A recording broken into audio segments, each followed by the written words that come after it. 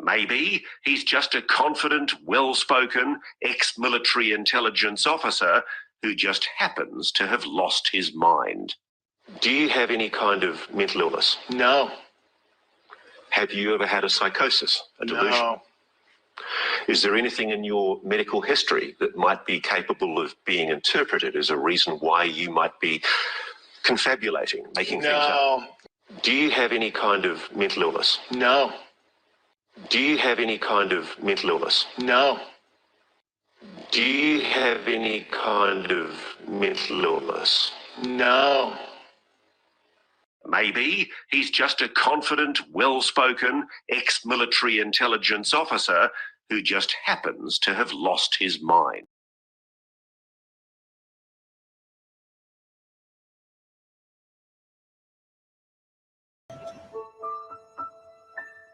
My boss got the email, he forwarded it to me, and he's like, do you want to do this? And I thought, well, I guess I was kind of the right guy that was chosen to do this thing, I guess. But maybe it was like a joke or something. Maybe it was like a psyop on me or something. I don't even know.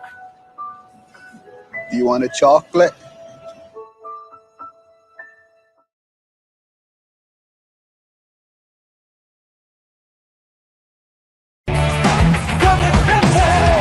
Truthseekers, seek of truth. A truth so bold it's hard to hold. Truthseekers, yeah. Place the cash, place the cash.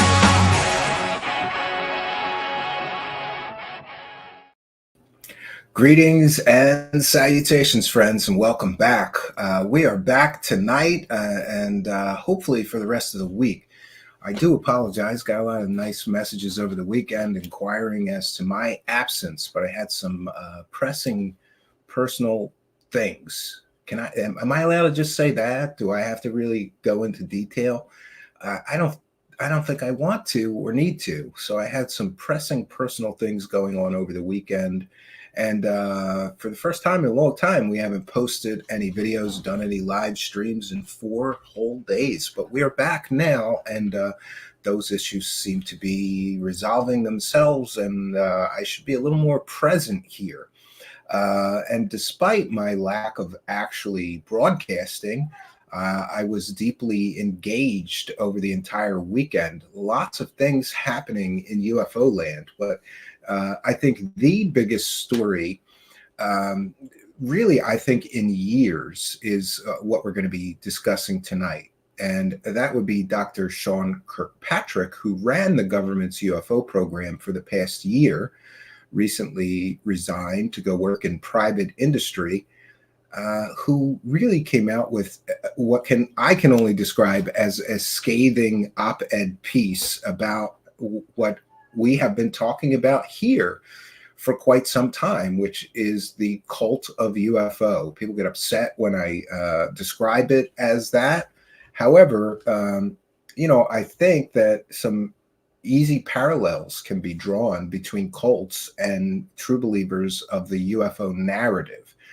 And just for the purposes of definition, because language is important, if I say UFO narrative going forward until the end of this broadcast, what I mean is this narrative that we've all been spoon-fed. I just saw Michael Shermer tweeting. I retweeted it.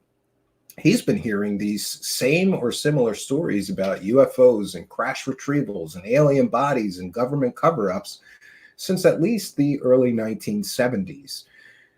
Mr. Shermer's a bit more of a veteran than me. However, we were able to trace back similar claims as far back as the 1950s early contactee movement. Many of the plot lines, let's call them plot lines, in this UFO or alien narrative have been similar since at least the early 1950s contactee movement, in which many people came forward who claimed to be in contact with aliens or have information about aliens and flying saucers, now UFOs or UAPs, and that the government knew about many of these extraterrestrial visitations, but were covering it up. These stories can be traced back to the early 1950s contactee movement.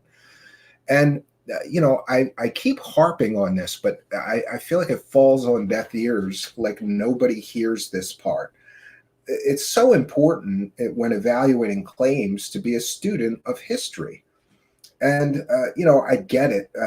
I was once what most people would describe as a true believer myself. I was convinced into this narrative. I was heavily invested in it. I was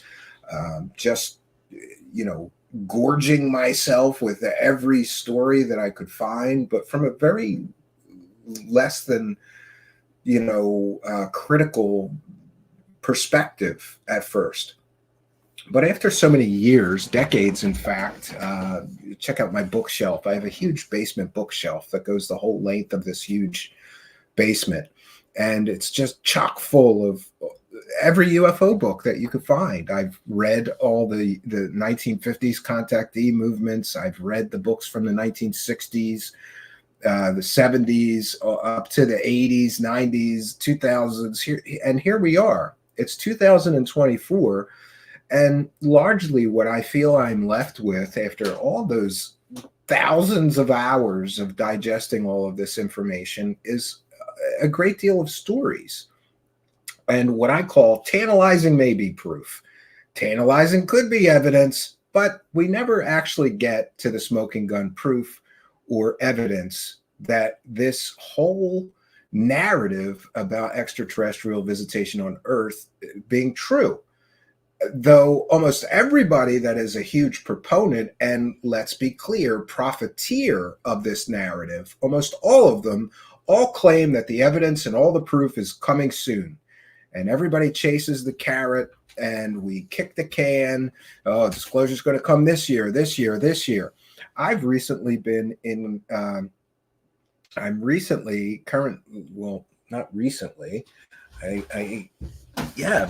Here, I'm going to show you some of this stuff. I am recently the recipient of Dr. Stephen Greer's, all his original crap, all his original stuff. You have a need to know. Disclosure Project. The Disclosure Project is I'll solo here so that you can see it. You can see this just a little bit better. Interestingly, this stuff is from 2001. Just to show you, this is just one page out of this huge binder. This is all of Dr. Stephen Greer's material that he would send his high-paying donors This is the good stuff that the cheap people that just bought his book didn't get. This is the extra goodies. And it's from the Disclosure Movement from 2001. And this is just one sheet out of here. A nonprofit research project working to fully disclose the facts about UFOs, extraterrestrial intelligence, and classified advanced energy and propulsion systems. We have over 450 government, military, and intelligence community witnesses testifying to their direct, personal, firsthand experience with UFOs, ETs, ET technology, and the cover-up that keeps this information secret. And here at the bottom, Dr. Stephen Greer writes, this is the smoking gun. But when you start going through this is a whole lot of bullshit. That's what you get for all your money. Being a high-ranking donor back in 2001, what you get, do you know what's in here? Fake government documents that aren't real, that Dr. Stephen Greer is claiming are real government documents. The NRO document is in here. To this day, Greer claims that some of the fake documents in here are real. Or you got to go to the Men in Black. It's a cover-up. It's a cover-up. And that brings me to my very next point. So this is one example, right? Where's that at? This is the smoking gun. This is the smoking gun. Well, but he forgot the smoking gun, and this whole thing is worthless. It's all trash. Sorry. I tried to say I wasn't going to get emotional today. You know, some days I just don't have the energy to get this emotional, to care this much about what essentially can be described as a bunch of UFO profiteering whores that constantly promise you it's like the Sex in the Champagne Room, right? That's like that Chris Rock song. There's none of that in the champagne room. Those whores are going to tell you there might be and take your money. And what we get over and over and over again, and interestingly, I just saw a video that John from the Black Vault posted about this very thing. All of these people dangling the carrot and promising you the proof is coming soon, or in some cases just lying through their teeth and saying, we have the smoking gun. Well, I've been through those documents thoroughly for the past week. There's no smoking gun evidence of anything other than Dr. Stephen Greer really likes stupid people and money. And that's what we get. This happened in the 50s. They all had books to sell, or they would give you channelings or readings from the aliens they were in communication with. So you too could get the truth about the alien visitation on Earth. Nobody comes through with any actual smoking gun proof or evidence. And at the beginning of the David Grusch story, I commented that it is my personal belief, and I freely admit this is speculation, but I'm an informed spectator here and have been an incredibly well-informed spectator on these issues for years. My opinion on the Dave Grusch story, by the way, what are we up to? 232 days that Grusch has been making these fantastic claims, and hundreds of thousands of dollars has been generated from this guy's stories by various less than credible people, but still no evidence and still no proof. So just to begin with, we're going to do our update on that counter. And by the way, Mr. Grusch, I'm going to continue this counter. Every day that you don't provide evidence is another day that doesn't look like you have anything. 232 days making huge claims, yet zero evidence has been shown so far. And I commented at the very beginning of this Grusch story 232 days ago, that it was my personal belief that Mr. Grusch was being used and manipulated possibly by less than scrupulous, less than moral, less than ethical UFO scammers, grifters, and con artists. And the unfortunate part about this entire story, first of all, David Grusch and his wife should be aware that the people that have been promoting and profiting from his story have made collectively hundreds of thousands of dollars off of him. So one of my big questions to Grusch, and especially his wife being a married man myself, is how much was your cut? How much were you paid out of the hundreds of thousands of dollars that has been generated from you telling these stories? And always there's always a convenient excuse. We're going to go through some of the excuses before we get to Mr. Kirkpatrick's scathing comments and a confirmation that my theory may be correct. Right there in black and white, Mr. Sean Kirkpatrick essentially confirms, well, actually in the audio interview, which we'll be sampling tonight, he more or less confirms what my original theory was, is that Mr. Grusch may be manipulated by the same group of people that pushed these narratives before to huge profits. People like Gary Nolan, Lou Elizondo, Christopher Mellon, Hal Puthoff, Eric Davis. These are all the people that we know for sure that he has cited, mentioned in interviews. Oh, Jacques Vallée as well. These are all the same people, well, many of them, that were involved in TTSA, which has been described by at least one journalist, probably multiple, as a, quote, techno scam, unquote. You remember that one where Lou Elizondo, Christopher Mellon, Hal Puthoff, Tom DeLonge, and others, including a whole host of CIA people, promised investors that they were going to build their own UFO with a revolutionary power source that would change the world. Well, it's been years now, and they collected millions of dollars. Still no UFO with any kind of a power source. Nothing. That's what they did. But they did make, Tom DeLonge did take all that money and make a really shitty movie that failed miserably by all accounts. It failed financially. It failed critically. It was just a complete and total failure. And while TTSA was collecting all that money, they were claiming that Lou Elizondo ran a $22 million funded Pentagon UFO program. And no, he didn't. And then we get the confirmation from journalist Brian Bender sometime after Grusch came out that Lou Elizondo is the person who has groomed.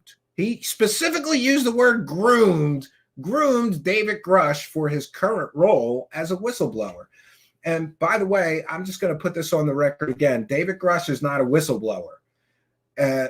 He's not a whistleblower, period. Full stop. He is not a whistleblower. That's an improper use of the term. A whistleblower has evidence. And listen, and people love to argue with me, and that's fine. We live in this toxic social media world where, I'm supposed to explain things to stupid people. But here's one for the stupid people. Go find me another whistleblower on any subject that declared himself a whistleblower, but then waited over 232 days before providing the evidence of what he was blowing the whistle on. What is he blowing the whistle on?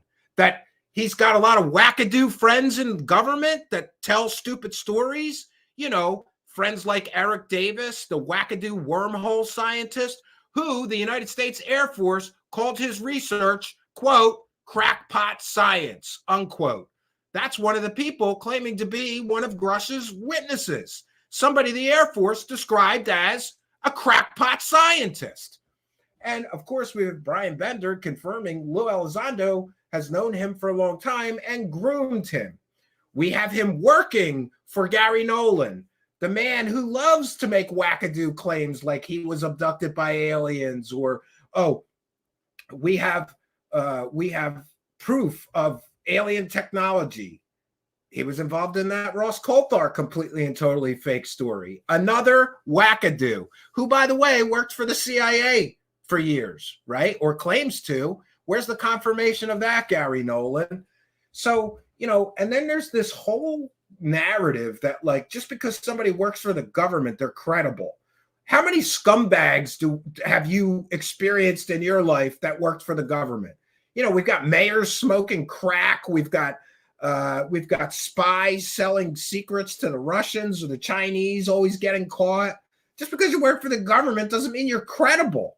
And they have sold this entire story on Dave Grusch's credentials and his resume. Oh, and by the way, Thanks to the excellent work. There's excellent work being done on Dave Grusch's resume.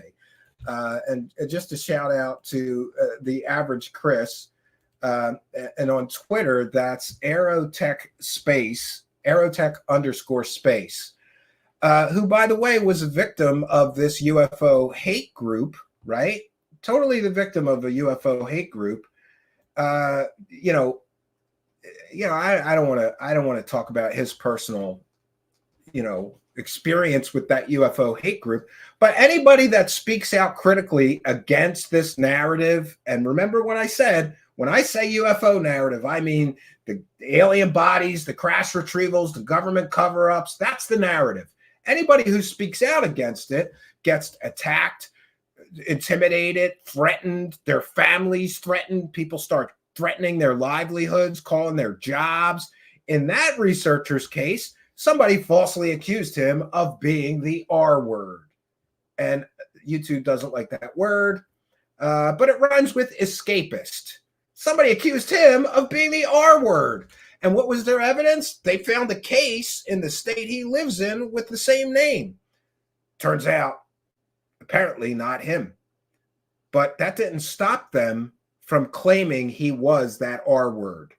And what was his sin? Well, he kind of spoke out against the Lou Elizondo. He spoke out against this narrative. And what does he get for that?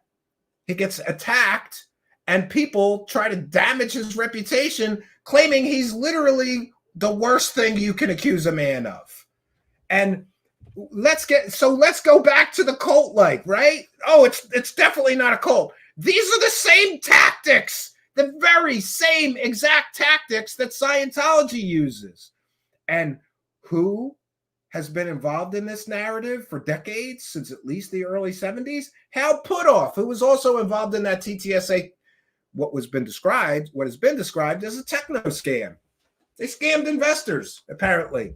They lied to investors for sure. Nobody's been prosecuted yet. Funny that. Maybe it's all those guys on the CIA that were involved with TTSA that kept them from getting prosecuted. And by the way, that's a whole story in and of itself. What, just because you're former CIA, you can commit literal investment frauds and scams and avoid prosecution? Why is that? I'm asking questions here. You're not allowed to lie to investors while you're soliciting public investments. It's against the law. At least, and by the way, I'm not a lawyer. I'm not a law enforcement officer. I'm not making allegations. I'm just asking questions here. That's what we do. But let's get to the average Chris, who, by the way, I'm losing my train of thought here. Easy to get sidetracked. So recently, I think it was it was on Lou Jimenez, Lou Reviews. The average Chris gave a scathing review. And by the way, he's former Air Force, and I don't know what all his resume looks like, but I believe he's qualified to look at another Air Force person's resume and make an evaluation of it. And it turns out that Mr. Grusch was not being entirely honest, apparently, in the very resume that he gave to Congress, right? What is it? He's mentioning a unit that doesn't even exist on his resume. Could that be to throw people off trying to research his resume? And then he's claiming, that he's involved in this unit where he had no assigned responsibilities at all. So that's a problem with his resume. But let's get over to that. I've got an awful lot to share with you. So get a beverage, get comfortable. We're gonna go deep tonight into this whole thing, and certainly, of course, the highlight of tonight is Dr. Sean Kirkpatrick's scathing op-ed, which essentially confirms that we've been reporting on these things accurately for months now. And by the way, I just want to put that out there too. All of you UFO circle jerkers that don't do any research, no investigation, you just sit there and sell the lie. Congratulations, you dumb dickheads, all of you. You all got the story wrong, but you made 10 times what anybody who was critical of the story was making. And, that's another whole thing. These debunkers, they're all they're making money debunking things. That's a complete and total lie. What a bunch of nonsense. I'm pretty sure that it's been reported. Oh, but yeah, let's talk about the money. It's been reported. Well, wait a minute. First, we'll get to this, and then we'll get to that. I got all these notes. We're going to have a good time tonight, ripping this whole narrative to shreds, right? Let's get to this. I gotta. Somebody send me $8 because we got to get a verified Twitter account so we can write long form on Twitter. Because this is very good information and needs to be shared more. So I'm going to share it. New scientific study of UAP suggests misidentification of human tech. A new study published on December 14th suggests that UAP can be explained by several factors, including misidentification of human technology in our skies. Wait a minute. I think this is the wrong one. Hold on one second. Oh, no, it is true. That is the one that I was looking for. But furthermore, I wanted his take on this op-ed piece. 1 second here. A little disorganized today. Well, 1 second. Okay, this is enough. We'll just share that. We've got a lot to share tonight, so I don't want to spend too long. I'll retweet that other article for the benefit of people who do want to read that. The hard truth from the man that not only has an incredible resume and prestigious career, but was the best hope for the UFO community at finding something if it was truly there. Instead, the community turned their back on him because he didn't tell you all what you wanted to hear. And now he's speaking out, and some of us have been actually listening. And no, he's not wrong. And here's a quote from Kirkpatrick. There is no evidence of extraterrestrials. There is no evidence of aliens, and there's no evidence of a government conspiracy.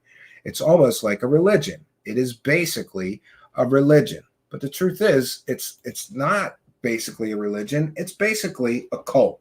That's what we have here. And like all cults, their belief systems, these true believers, and by the way, there's nothing wrong with that. But I think if your belief system is not falsifiable, as described by journalist Art Levine of the Washington Spectator, he talked about this on my show. Some of these UFO believers, no matter what you show them, they don't care. They still want to stay in that belief system. So what do? Mental gymnastics. Well, Kirkpatrick's part of the cover-up. Come on, man. By the way, Dr. Sean Kirkpatrick once wrote a piece on the possibility of extraterrestrial life, very enthusiastic about the belief in the possibility of extraterrestrial life. So he's not, just totally skeptical and just coming here to tell you it's all fake. The man studied this stuff for a year. But if your beliefs are not falsifiable, no matter what evidence you're shown, then why are we even talking, right? And by the way, to you people that have beliefs that are not falsifiable, don't reply to my Twitter threads. Don't send me nasty emails because, I spend probably at least an hour a day, sometimes 2 hours, just replying to people who want to challenge me on the information that we present here, want to tell me how wrong I am, and I will show them evidence. I give them the links. I show them documents. Nothing I show these people is ever enough. They just make excuses. So we've gone over the resume problems of Mr. David Grusch. Now, I just want to go over some other things, like the urgent and credible lie. Would you believe we're 232 days in and people are still sending me idiotic, stupid messages like, well, Stephen, the intelligence community inspector general found Dave Grusch's alien and UFO claims to be urgent and credible. No, that never happened. Show me a quote, because I've been on the phone with that office. I've got somebody there, and they explained that the urgent and credible came from them calling Mr. Grusch's complaint urgent and credible. But They find every complaint somebody files with their office to be urgent and credible. And what they were referencing was his complaint of reprisals, which they consider urgent and credible. And they will investigate his complaints of reprisals. Now, here's where we get into more lies. This urgent and credible lie has been going around for 232 days. So I challenge any of you stupid people. You get on the phone, you send emails, and you confirm that the Intelligence Community Inspector General of the United States confirms that Dave Grusch's claims of aliens, alien crash retrievals, alien biologics.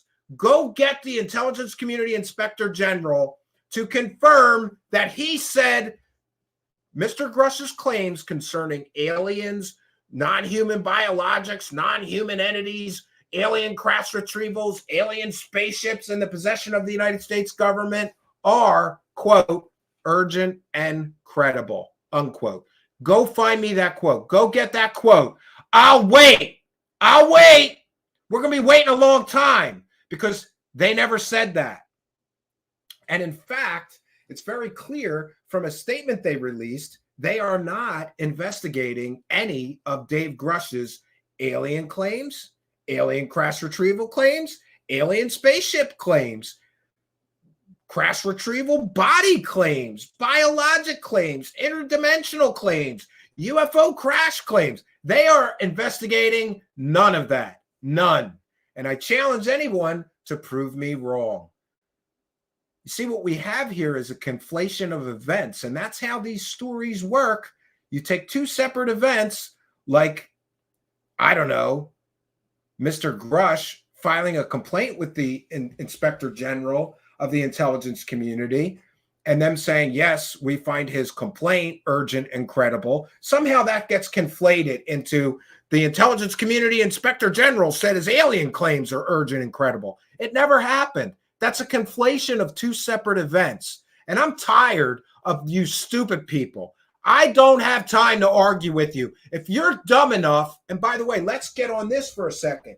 If you're actually stupid enough to just repeat the unproven lies and claims from the people selling this story, all of which, or most of which, at the very least, have been caught selling completely and totally fake stories for money before, if you're dumb enough to just repeat what they said and you don't actually get on the phone, get on your email and try to verify that claim before repeating it, then you're an idiot and you're part of the problem. All these stupid people in this echo chamber just keep repeating lies over and over and over again. Urgent and credible is a lie. Prove me wrong, you dumb dickheads. I'll wait. Prove me wrong. You can't and you won't. But you know what you will do? You will annoy the shit out of me in my inbox and with your nasty messages for hours a day, right? Telling me urgent and credible, urgent and credible. He wasn't talking about Grusch's alien claims, crash retrieval claims, or any of that. The Intelligence Community Inspector General takes serious and considers every complaint filed with its office to be urgent and credible. And they investigate those allegations of reprisals when they come in. So the urgent and credible lie falls apart. What other evidence do you have that Grusch isn't just telling stories? Well, somebody else on Twitter, the Intelligence Community Inspector General, quote, verified his claims before he testified before Congress. No. The Intelligence Community Inspector General has zero responsibility to vet, fact check, investigate anyone's claims before they testify anywhere. That has nothing to do with it. No, the Intelligence Community Inspector General does not and did not verify any of Grusch's claims before he testified before Congress. Now let's get on to the money. Hundreds of thousands of dollars has been generated by those promoting and profiting from David Grusch. How much was his cut? It's a fair question. Why doesn't any interviewer ask him how much money he's made from this whole thing? We're going on 232 days. I'd be very interested. What's the take, Dave Grusch?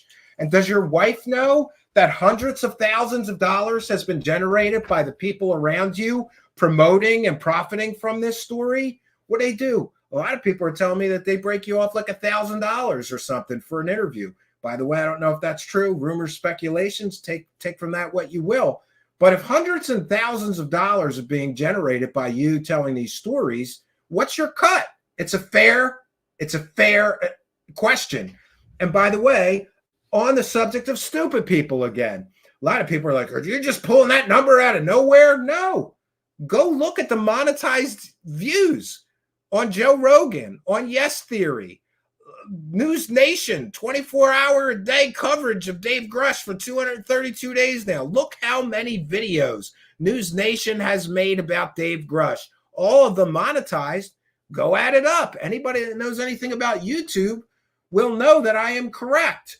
Then I get stupid people that say things to me like, nobody's getting rich off of UFOs. Well, then you're not paying attention and you're a goddamn idiot. A gullible, stupid idiot who says ignorant things that is not worth my time. If you're dumb enough to tell me nobody's getting rich off of UFOs, you don't know anything about UFOs. We've got David Wilcock, who makes $1 million. This is according to court deposition. I have receipts for everything I say. David Wilcock made millions of dollars off of one of the courses that he sells. That's one example. Dr. Stephen Greer has collected millions of dollars in crowdfunding. Millions of dollars. He owns $1 million properties. David Wilcock owns $1 million properties. And I believe it was on Lou Reviews. He talked about that UFO podcast. Perfect example. Just a UFO podcast. Little humble UFO podcast.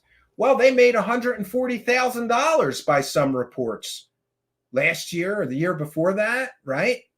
But nobody's getting rich off of UFOs. I don't have time to help stupid people navigate this. If you can't keep up, then get out. I don't have time for you. I'm tired of this shit. Now, we've been over the urgent, incredible lie. Listen, and by the way, I'm trying to be as patient as possible. So I do apologize to the people who have good intentions and aren't just, maybe it's just my perception that people are just trying to waste my time.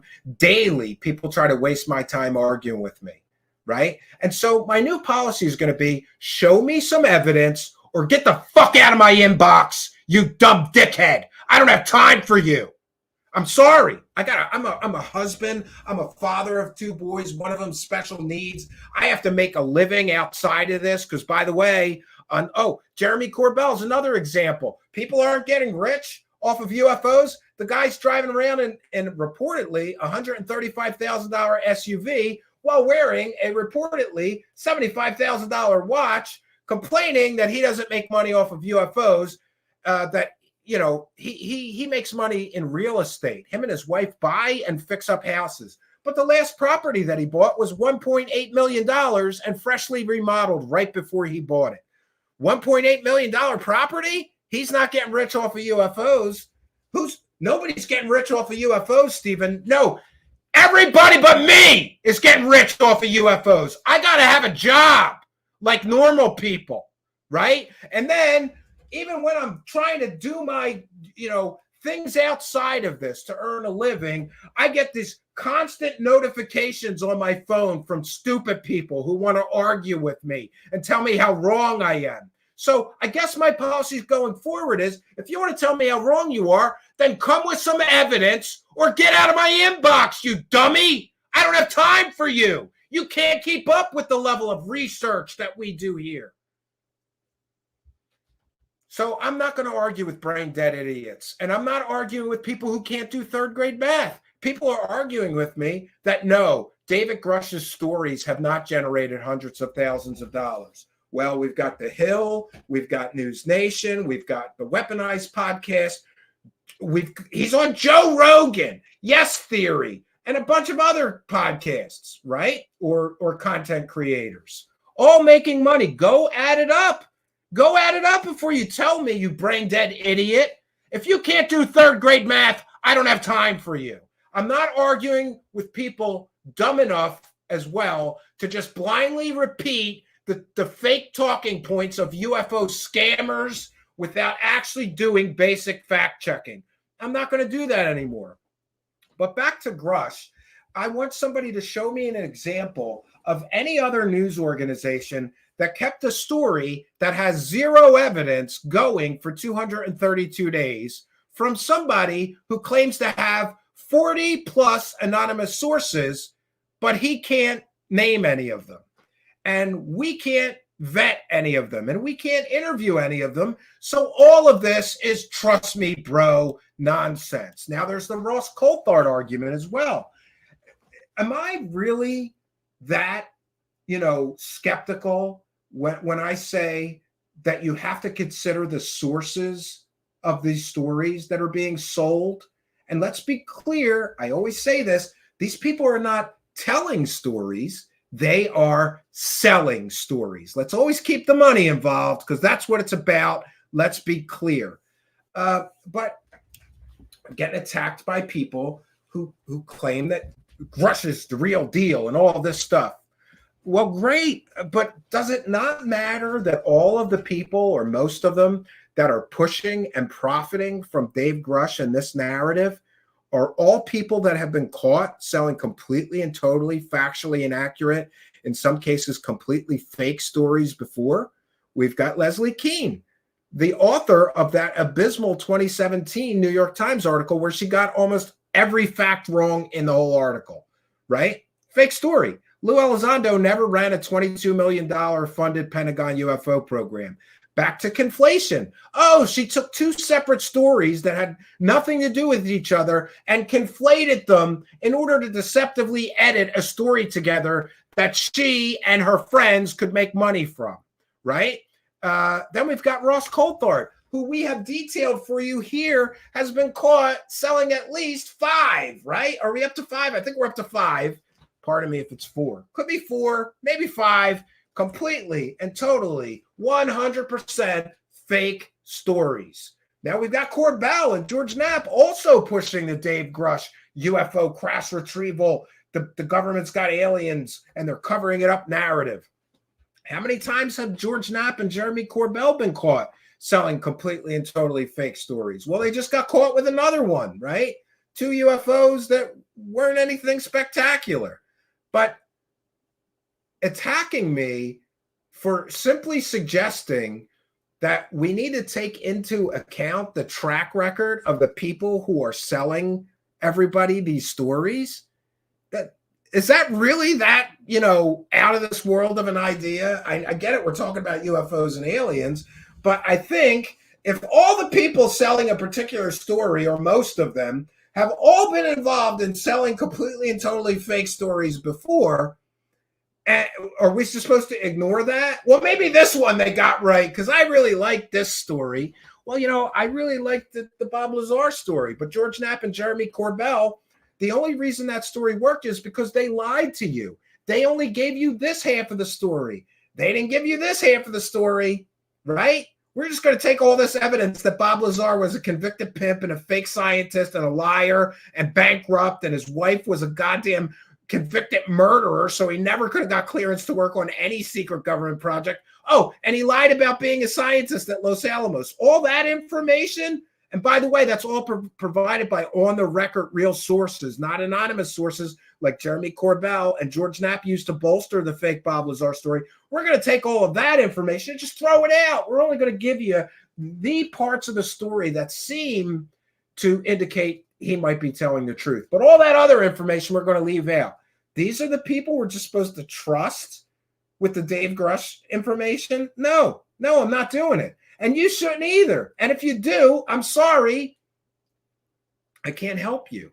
If you're going to ignore the history, the proven history of garbage peddling fake stories that all these people selling the Grusch story have all been caught in before, then, I've got a bridge to sell you. It's not unreasonable to say that we should consider the track record of the people who are selling us the Grusch story, all of which sold us lies before, right? And then we get to the cited sources and connections so far for David Grusch. those have been people like Jacques Vallée, Lou Elizondo, Hal Puthoff, Gary Nolan. These are all the people, Eric Davis, these are all the people that have been making spectacular claims nearly identical to Grusch for years, in some cases decades, yet never proving anything with any actual real or verifiable evidence. What do those people all those people, Jacques Vallée, Lou Elizondo, Hal Puthoff, Gary Nolan, Eric Davis, what have all those people done? They have told stories that many, many people have profited from, including the TTSA situation, which has been described as a, quote, techno scam, unquote, collected millions of dollars, never delivered anything. Lou Elizondo, the fake UFO program director, right? He never directed a real Pentagon program. He admitted himself in his own complaint letter. It was an activity, something he did in his spare time. Well, that's a far cry from the lies he told Leslie Kean in the original 2017 article, right? Hal Puthoff, the guy who was fooled by children's magic tricks into believing that Uri Geller could bend metal with his brain, who was also a high-ranking Scientologist. So one might wonder, where are this UFO hate group getting their ideas on how to attack people? Call them the P word, call them the rape word, right? He was a high-ranking Scientologist. And what about Eric Davis, the originator of the so-called Wilson notes, which are fake, and we know they're fake because the admiral involved said this is a work of fiction. These are a work of fiction, and couldn't even have been there at the time the meeting was supposed to have taken place.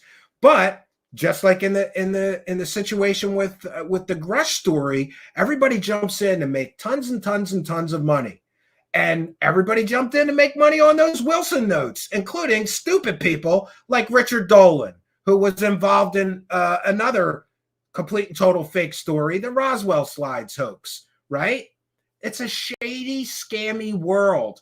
And if you don't recognize that going in, then buyer beware. If you don't recognize all of these people have been caught lying, scamming, selling shady, fake stories with little or no evidence before, then buyer beware. You have to consider the history of these people. Now, what about, these are all the people that Mr. Grusch has mentioned: Jacques Vallée, Lou Elizondo, Hal Puthoff, Gary Nolan, who he works for, who's been involved in completely and totally fake stories with Ross Coulthard, right? It's an echo chamber of these guys all telling each other stories. That's what it is. And we're going to get confirmation of that tonight by the highest ranking government scientist to run a UFO program in recent times. And that would be Dr. Sean Kirkpatrick. So we're going to get into his article next. And I don't want to read this entire thing. I've linked it in the description of the video if you want to read the whole thing.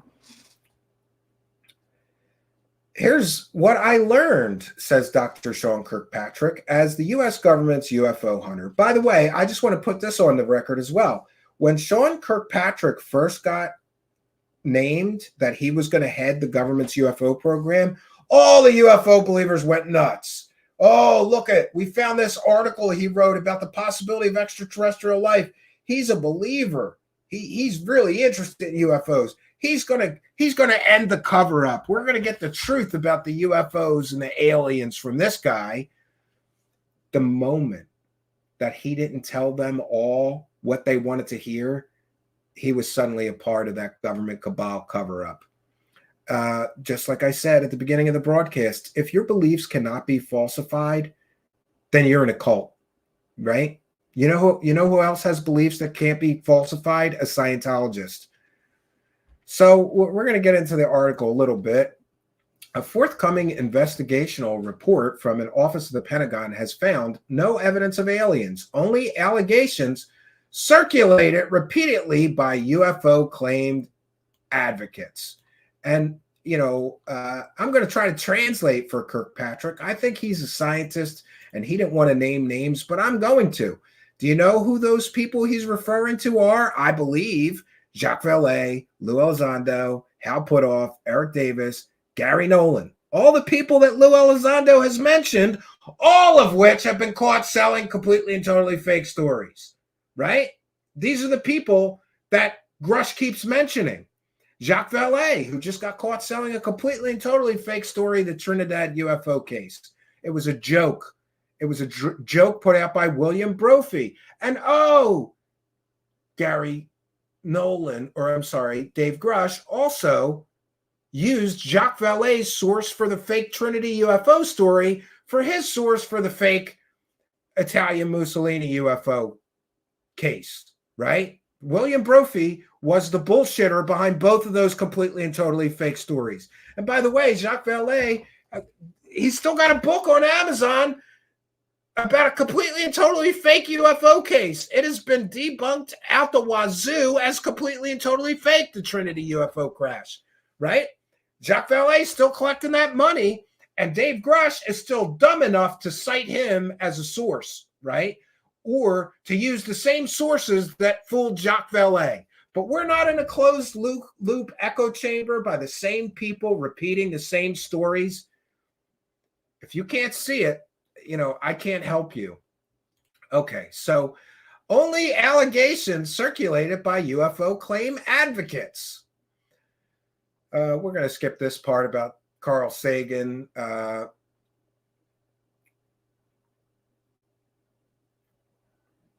right.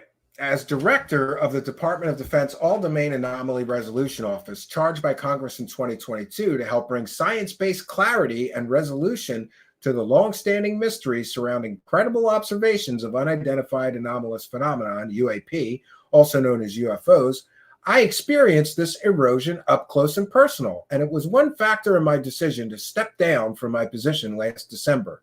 After painstakingly assembling a team of highly talented and motivated personnel and working with them to develop a rational, systematic, and science-based strategy to investigate these phenomena, our efforts were ultimately overwhelmed by sensational but unsupported claims. In other words, stories with no evidence. What has David Grusch got?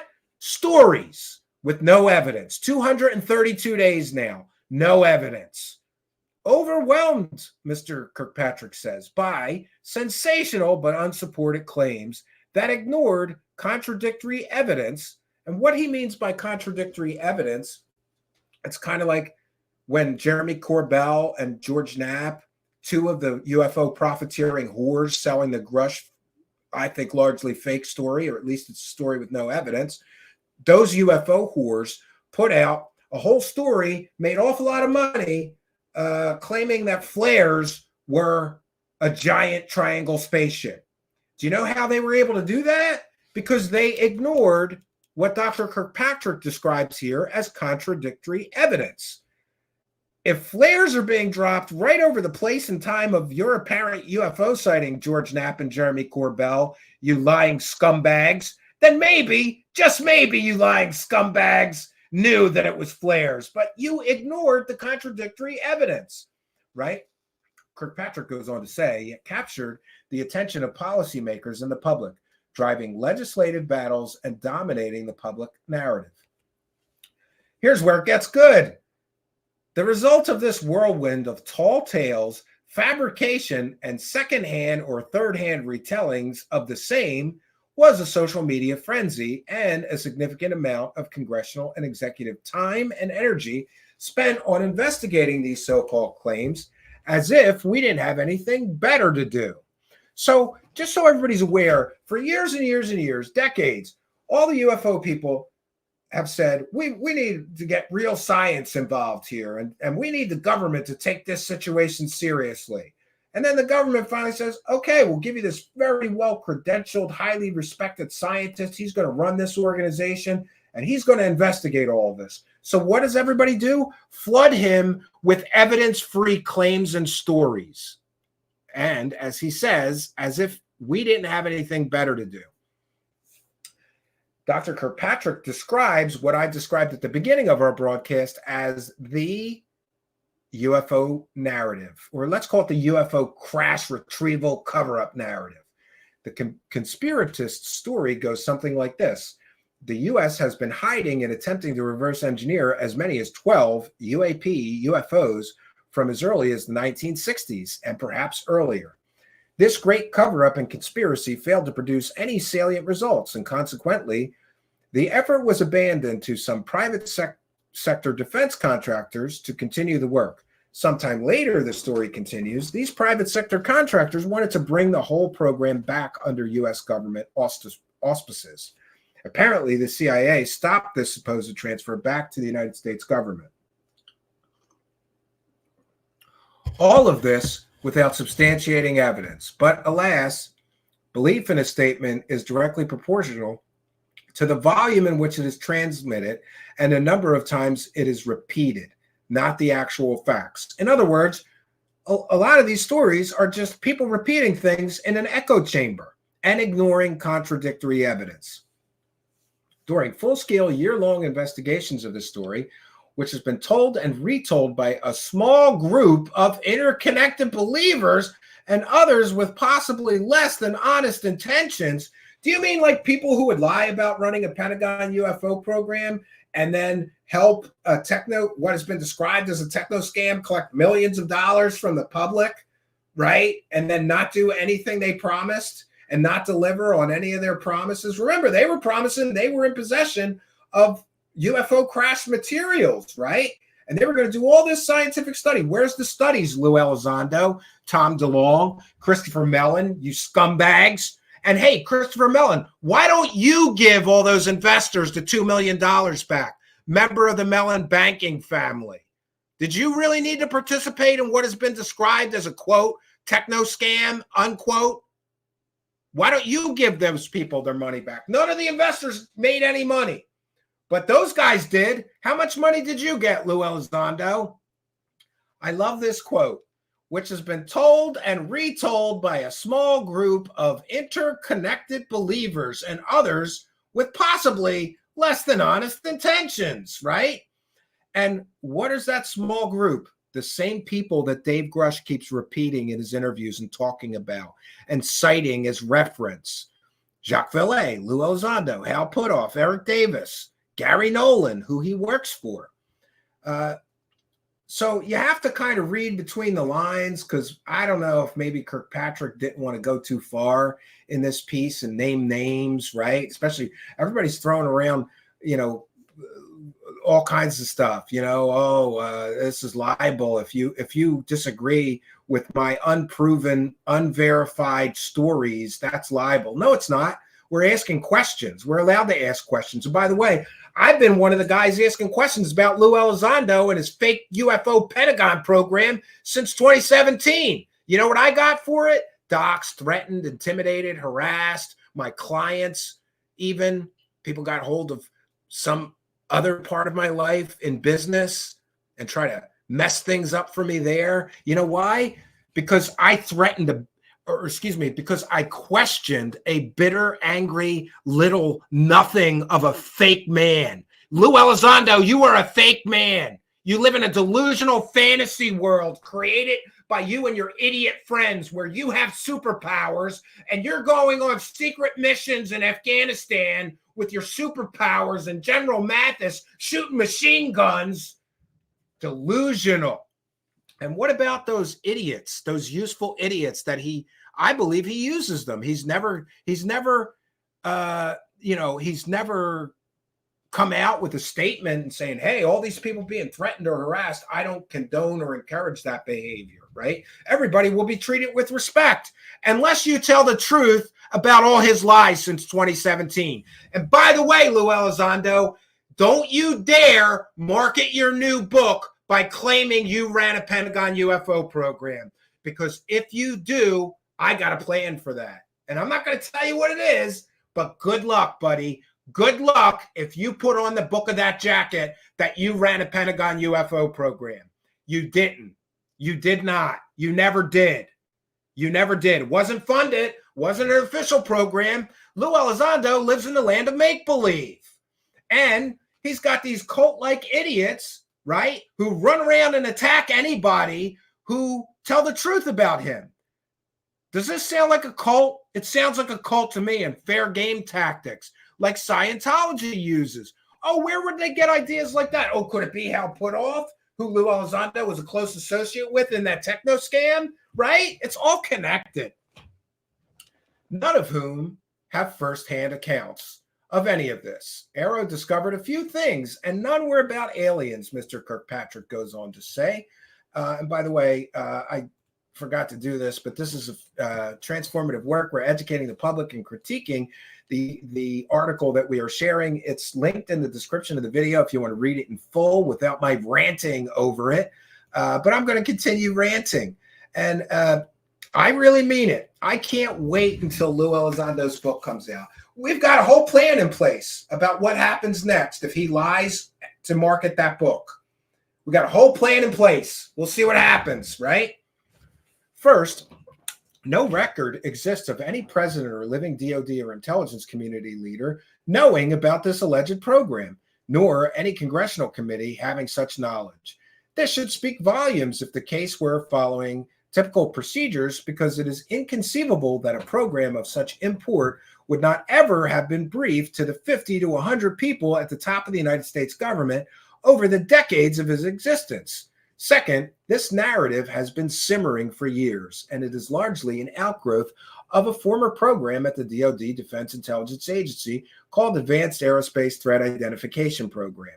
Well, actually, it was called OSAP, which was heavily influenced by a group of individuals associated with businessman and longtime ufologist Robert Bigelow. And we've covered all this before. Senator Harry Reid asked the Secretary of Defense to set up an SAP, Special Access Program, to protect the alleged UFO material that ATIP proponents believed the United States government was hiding. The SecDef declined to do so under review by the Office of the Undersecretary of Defense for Intelligence.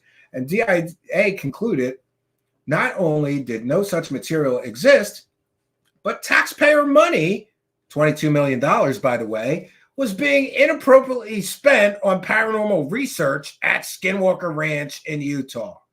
Who was involved in that? Oh, Hal Puthoff, same guy who was involved in the TTSA techno scam, same guy who was a Scientologist, and we're getting all these fair use tactics being used against anybody that speaks up against this disgusting, despicable cult of liars, scammers, grifters, and those are just the good guys. So we'll go on and we'll skip through some of this. There was one more part that we really make sure that we want to cover here. Here it is. Finally, the key purveyors of this narrative have known one another for decades. In the early 2000s, several members of the small group also participated in a study erroneously characterized by the same participants as having been sponsored by the White House on the possible societal impact of disclosing the existence of extraterrestrials to the public, with the authenticity of the aforementioned concealed government program taken as its baseline assumption. The think tank in question was a futures enterprise that often worked on fringe studies. And many of the individuals involved with the study also worked for Bigelow Aerospace in support of the OSAP program, or ATIP program. AARO thoroughly investigated these claims as part of its congressionally mandated mission to not only technically evaluate contemporary UAP observations, but also review historical accounts going back to the 1940s. One of my last acts before retiring was to sign AARO's Historical Record Report, Volume 1, which is currently being prepared for delivery to Congress and the public. The report demonstrates that many of the circulating allegations described above derive from inadvertent or unauthorized, inadvertent or unauthorized disclosures of legitimate UFO programs related to research and development that have nothing to do with extraterrestrial issues or technology. So some of these people are leaking or confusing real government programs. And what have we said here before? That for sure, the United States government has a crash retrieval program, and for sure, if anything crashes that from outer space or otherwise, they go and pick it up. But that is largely oppositional research. If the Russians or Chinese have something crash, they want to go get it. They want to go study it. And by the way, with real cited sources and actual real research, unlike you UFO circle jerkers who don't do that, we do that here. We showed you things like Project Moondust and more. Yes, the government has crash retrieval programs. Doesn't mean it's related to extraterrestrial technology. And here is sort of a confirmation of that by the highest ranking government UFO scientist, who, by the way, Lou Elizondo, this is a real UFO government program director. Not you. You're a fake one. Okay? So just put that out there. You can believe Lou Elizondo and his false narrative, the guy who was involved with TTSA, right? How much was your take, Lou Elizondo? How much money did you get out of TTSA? How much money were you paid for a television show to lie? How much money did you make from those videos you got out of the Pentagon that were labeled balloons, drones, and UAP? Had nothing to do with the aliens. But you went on a television show like an idiot and pretended it might be aliens to get some money. How much did you get paid from TTSA? How much did you get paid from the History Channel show? How much are you getting for this book? Which, again, don't you dare market that, claiming that you ran a government UFO program, pal. The UFO gravy train is over for liar Lou Elizondo. You've made enough money lying to the UFO community, and I will stop at nothing to stop you from continuing to lie to the UFO community. Some are misrepresentations, and some derive from pure, unsupported beliefs. In many respects, the narrative is a textbook example of circular reporting, with each person relaying what they heard, but information often ultimately being sourced to the same small group of individuals. Information often ultimately being sourced to the same small group of individuals. Who is those group of individuals? The same people who were involved with Bigelow Aerospace, Hal Puthoff, Eric Davis, right? The same people who were involved with, one second.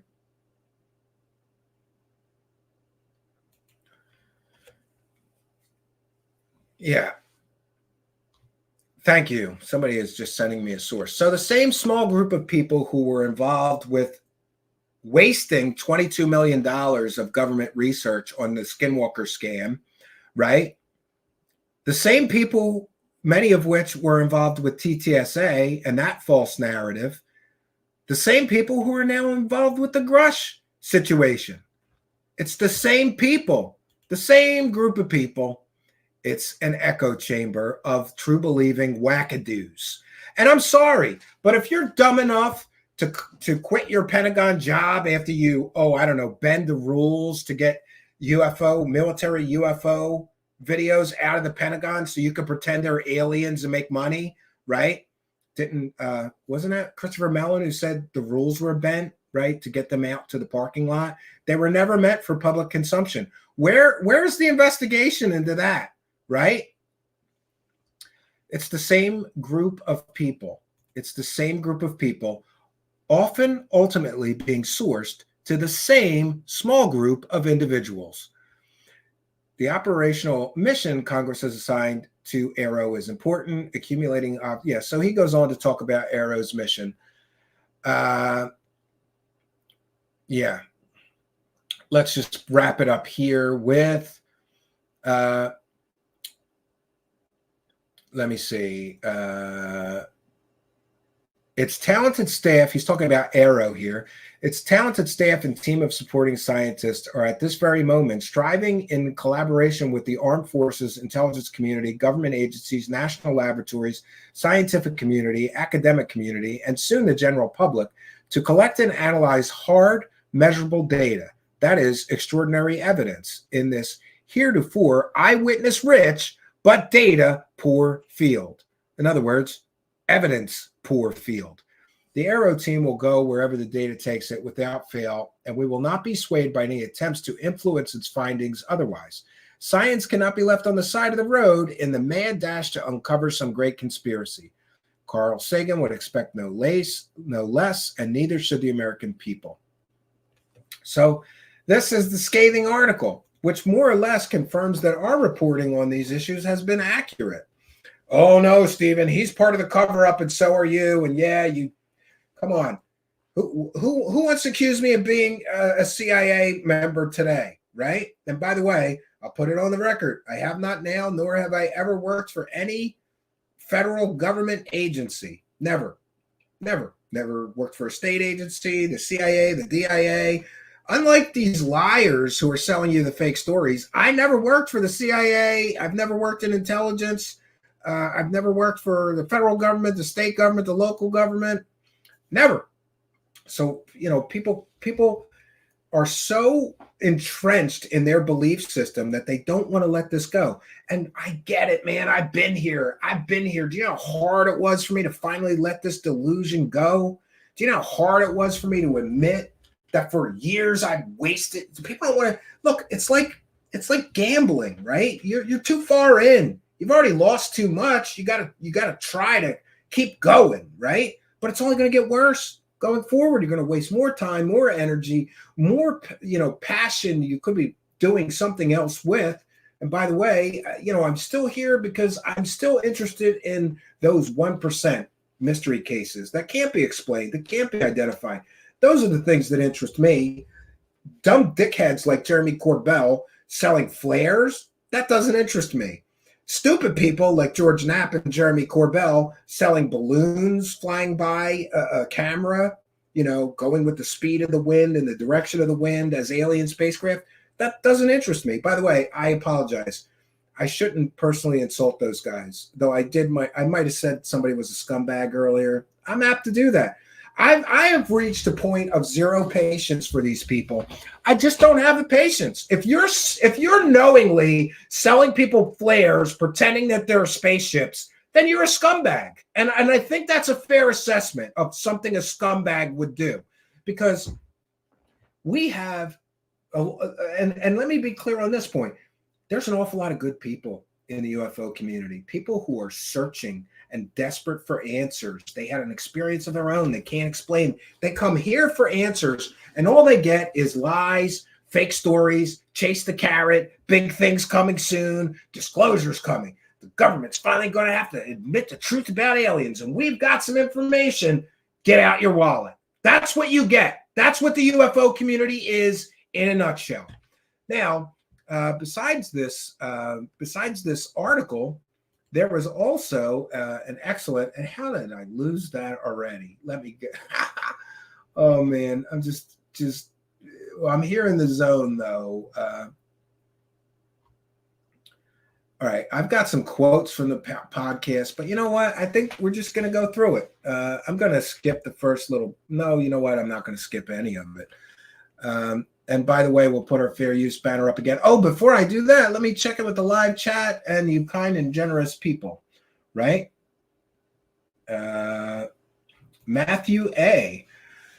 with a kind and generous $2.99 says, shout out to Lou Reviews Chris. Great show on Grusch. Yeah, it was. Go check it out. I appreciate that. Matthew A., thank you for your kindness, generosity, and support. And for being one of the people, longtime show supporter, who are helping us to praise the cash. For those unaware, I read every single super chat. Sometimes it takes me a while to get to them. We read every single one. We thank every person who becomes a channel member during our presentations or live broadcasts. Thank you, Matthew A., for helping us. Praise the cash. Yes, and we've got Spooky there with a kind and generous $1.99 who says the real winners here are Nexstar Media. Yes. That's a great point Spooky brings up. Nexstar Media. Go look into Nexstar Media. This entire Grusch narrative and story all comes back to Nexstar Media. They're the ones pushing the narrative, including George Knapp. They're the ones profiting the most from all of this. Evidence-free stories. Congratulations. Nexstar Media are scumbags. Chris Cuomo is a scumbag, right?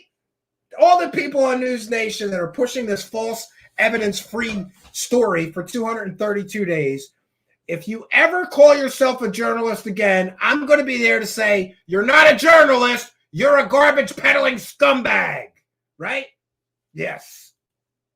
Siren with a kind and generous $10.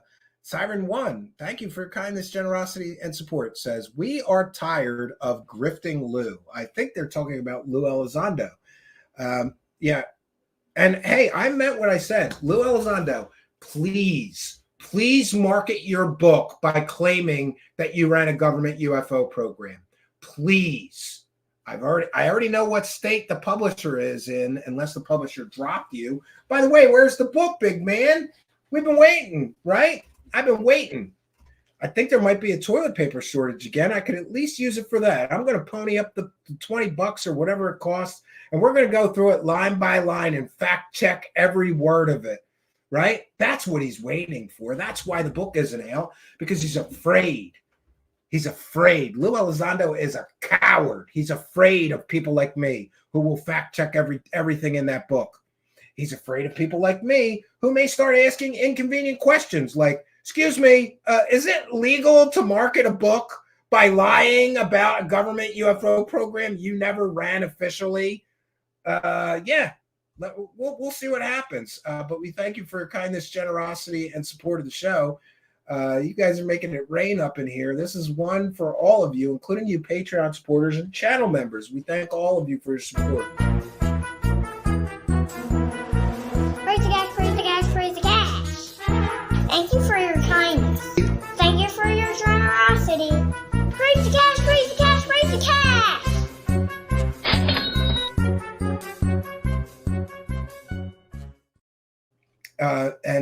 Thank you, Siren. We appreciate that. And we thank Anthony Peterson as well. Still love my sport model UFO I put together. Yeah, I bought one as a child.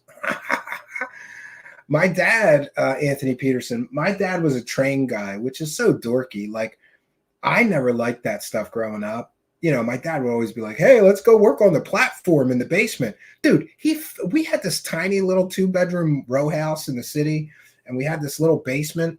He built a platform across the whole basement, and oh man, he would be down there working on it every night, and he'd make me do it with him and paint parts. And we had little men, you would paint them and put them on the thing. He had an elevated one. Anyway, we were frequent visitors to hobby stores, and all the hobby stores had the Bob Lazar sport model UFO model. So of course, I got my dad to buy it for me. I still have it somewhere in a box, but it's probably not in very good shape. I've been saying that I'm going to come up with a 3D printed version of that model and sell it because Bob Lazar can make money from fake alien spaceships. So can I. Fuck Bob Lazar, right, Anthony Peterson?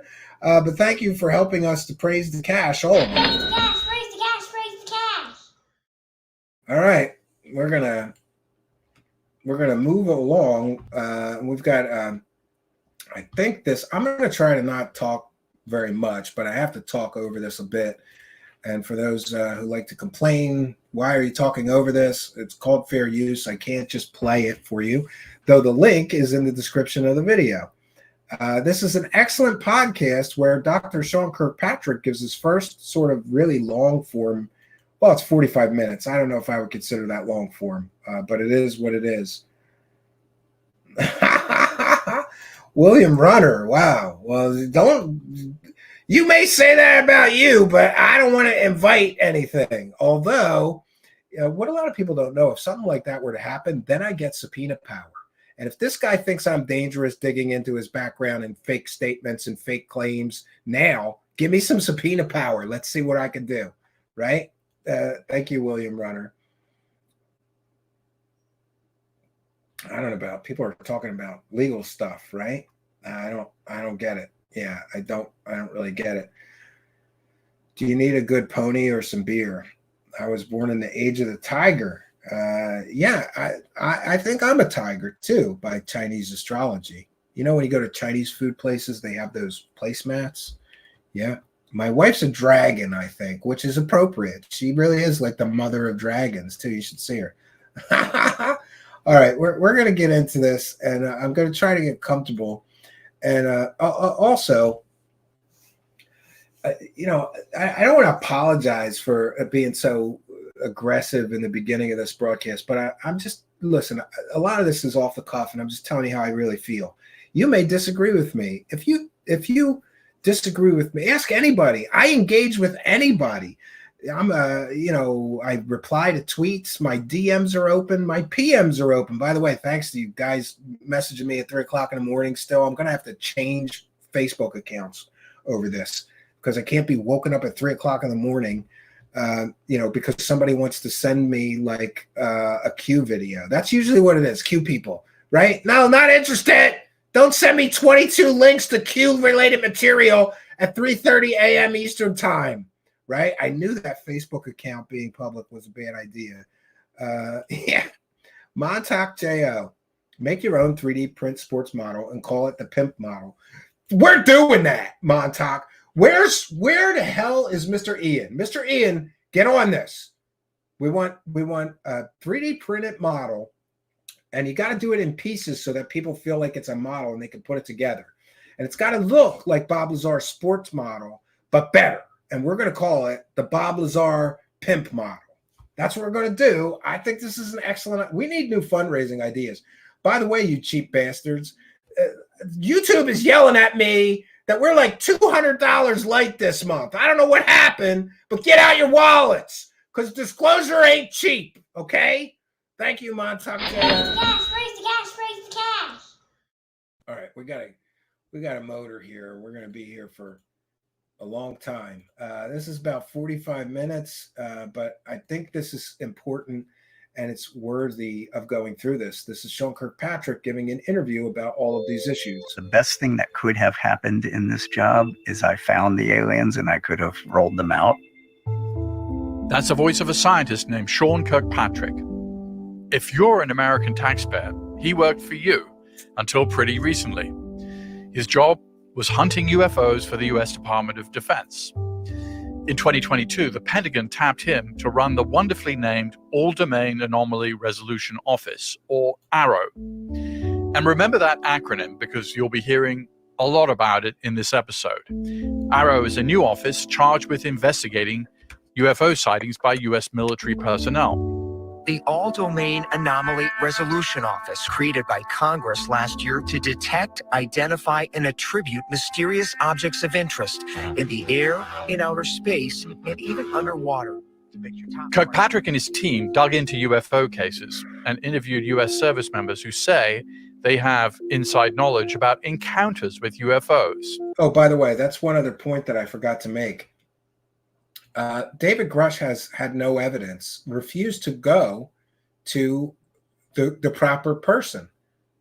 The proper person to go to with your alien and UFO claims was Dr. Sean Kirkpatrick, who was running the government's UFO office and doing a total historical review. Grusch didn't go to him. Why not? Why would Grusch purposefully avoid the one guy whose job it is in the United States government to investigate these claims?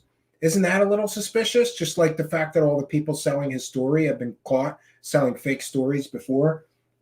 And by the way, somebody reminded me that we should be kind to Grusch because he's another victim of these UFO profiteering whores.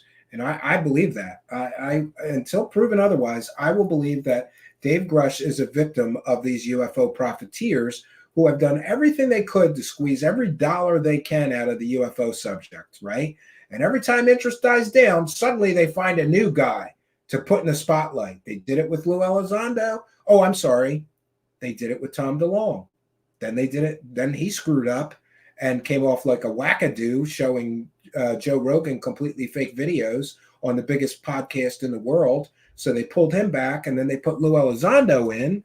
And after a while, his story falls apart and we find out that he's not who he claimed to be in the 2017 New York Times article. And in fact, basically, he was just a guy who had a UFO hobby who worked for the Pentagon doing something completely and totally unrelated to UFOs. Never the official director of a program, never had any funding to study UFOs. You won't find any casework or paperwork. By the way, if he had really ran a government UFO program that studied UFO for years, there'd be a mountain of paperwork. There is none. Go ask John from the Black Wall. There's very little.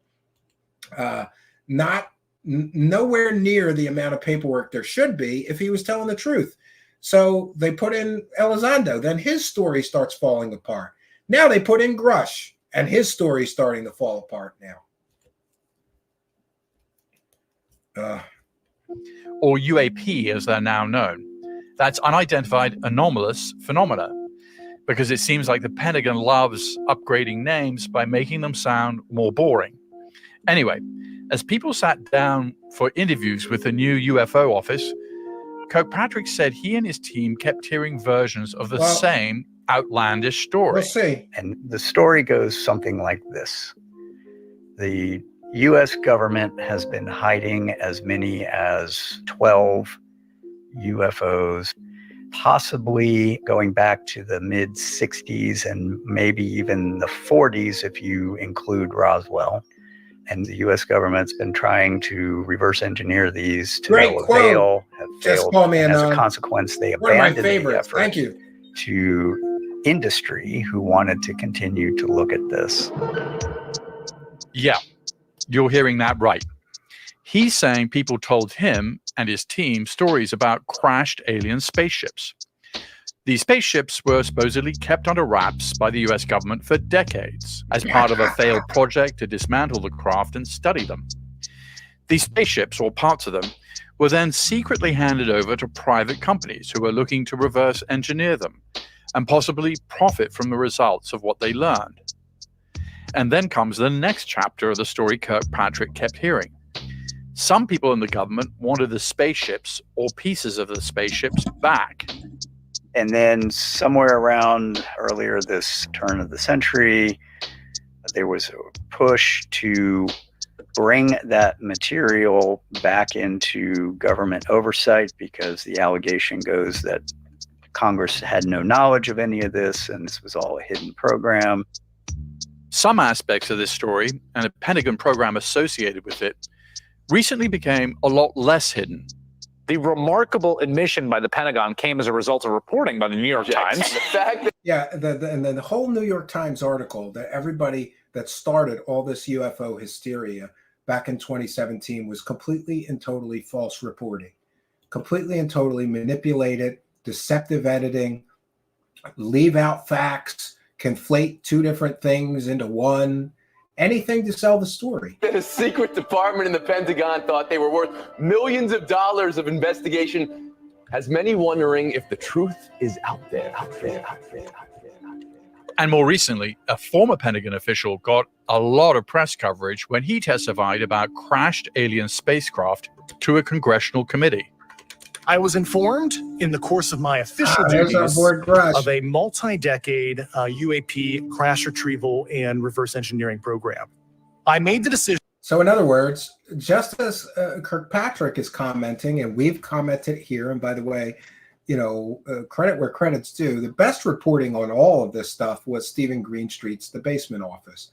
And I give him a lot of credit because Mr. Greenstreet once reported on UFOs. I think he uses the word credulous. In other words, like he was reporting it from the believer side. And then he had a sudden realization that he was being manipulated by these very same people that are likely or possibly manipulating Dave Grusch, right? Then he starts doing real investigative, boots on the ground, really digging into the story. And he unraveled this all these layers of deception, him along with John from the Black Vault, Jason Cavallito, and a few others. Sorry if I mangled his name. He's a great follow on Twitter and a skeptical voice about these stories. Myself, there was very few people that were actually critical of this whole narrative. The whole New York Times article was false, right? Or largely false. And it's the same people involved in the Grusch story, or many of the same people. Isn't that interesting? And he's repeating the same claims and stories that these guys have never proven anything about, right? It gets a little suspicious and shady. To report this information to my superiors and multiple inspectors general, and in effect becoming a whistleblower. So what are you supposed to make of stories like these? Is there exotic tech flying in the skies or crashing to Earth that you should be worried about? Has the US government been hiding evidence of aliens? How close has the Pentagon gotten to finally sorting all this out? There may be few people here on Earth better positioned to answer those questions than Sean Kirkpatrick. He's the guy the Pentagon hired to literally sort this stuff out. He doesn't particularly like talking to the press, and he doesn't do it often.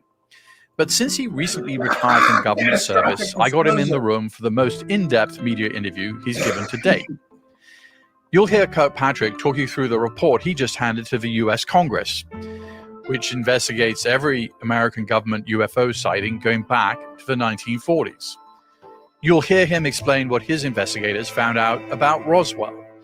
You'll hear whether he believes in aliens.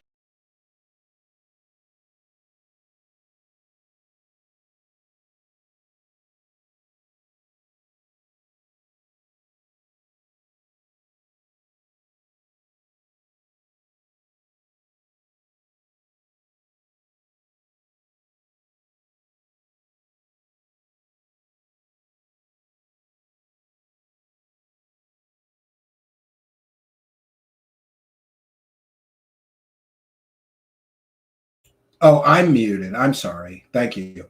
So you guys can hear the audio that I'm playing. And thank you, Ardent Paranormal. Gosh, I really need an in-house producer. Anybody want to move in with me and work for free? You know, I may be interested in that. Try to get that past my wife, right? Like, who's that slobby guy living in our spare bedroom? That's my producer. We need him. Just let him live there, right? All right. William Runner, it's in the description of the video. And hold on, I'll find another link that I can share here. Let me share another link.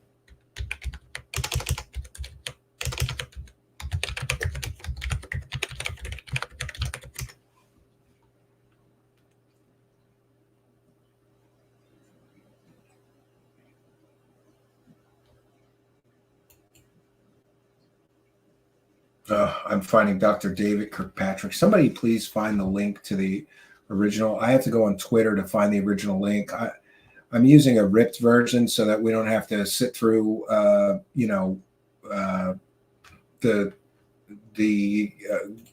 podcast ads. And I apologize. We'll get the link. How he got his nickname, Dr. Evil, and why he thinks the biggest UFO conspiracy actually originates in part with true believers inside the US government. I'm Peter Bergen, and this is In the Room.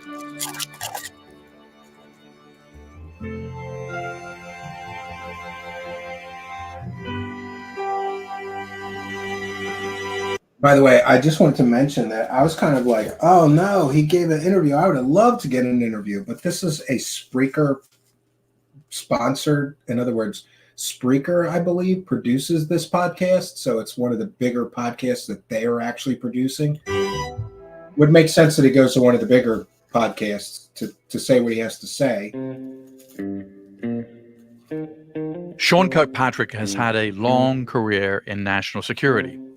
After getting a physics PhD, he started out researching lasers for the US military and ended up holding a number of highly secret, tech-focused roles in the intelligence community. Just before... Yes, and just to be clear, his resume is every bit as impressive, if not more so, than David Grusch. So all you people who just want to believe anything somebody says based on their resume, well, how can you ignore this guy?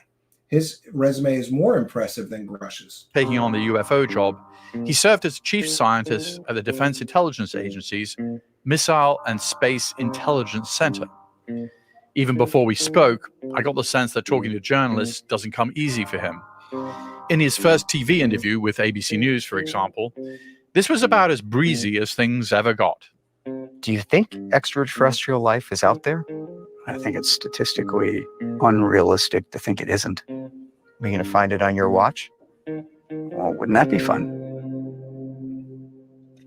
Yeah, your background is kind of amazing in terms of all the different things that you've done within the national security apparatus. And I'm sure all those jobs that you did required almost no interaction with the media and very little public attention. None. And then here you are running this office, which was the subject of intense public and media attention and congressional attention. How was that for you personally? That's a wonderful question. When I first sat down with my public affairs officer on the very first meeting, I looked at her and I said, look, I've just spent the last 25 years of my career being told that if I ever ended up on TV, something has gone horribly, horribly wrong with your mission. And now the first thing I've got to do is go meet the media and start talking about stuff. That is a very uncomfortable place for me. That's interesting, sort of the reluctant hero. But if you've known any scientists, and I've known a few, in professional capacity, those guys aren't real big on public speaking. I mean, I don't know. The ones that I've known, they're kind of socially awkward and not really comfortable, like being the center of attention. That's how Mr. Kirkpatrick strikes me. Brilliant man, but he doesn't really want to talk to reporters. And by the way, if he wanted to, he could do a full court media press like Lou Elizondo did, because he was a real UFO program director, not a fake one. And if fake Lou Elizondo, who never ran a UFO program but claimed to for the Pentagon, could be on hundreds of podcasts and get a television show deal, then so could Kirkpatrick if he wanted to, because his work history isn't fake like Lou Elizondo's.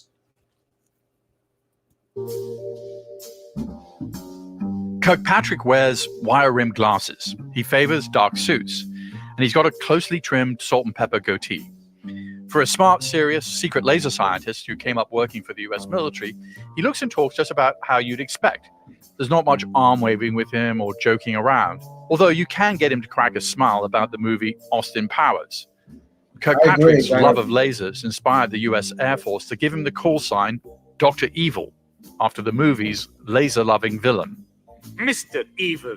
Dr. Evil. I didn't spend 6 years in evil medical school to be called Mr. Thank you very much. That is my call sign. I even have a flight suit that has it on there, because I did do some testing out of some Black Hawk helicopters with lasers strapped into the side, leaning out. It was fun. You know, I have one simple request, and that is to have sharks with frickin' laser beams attached to their heads. I will say one of my going away presents, I was leaving the National Reconnaissance Office. One of my close colleagues gave me a shark with a laser pointer strapped to its head. So I do have that still.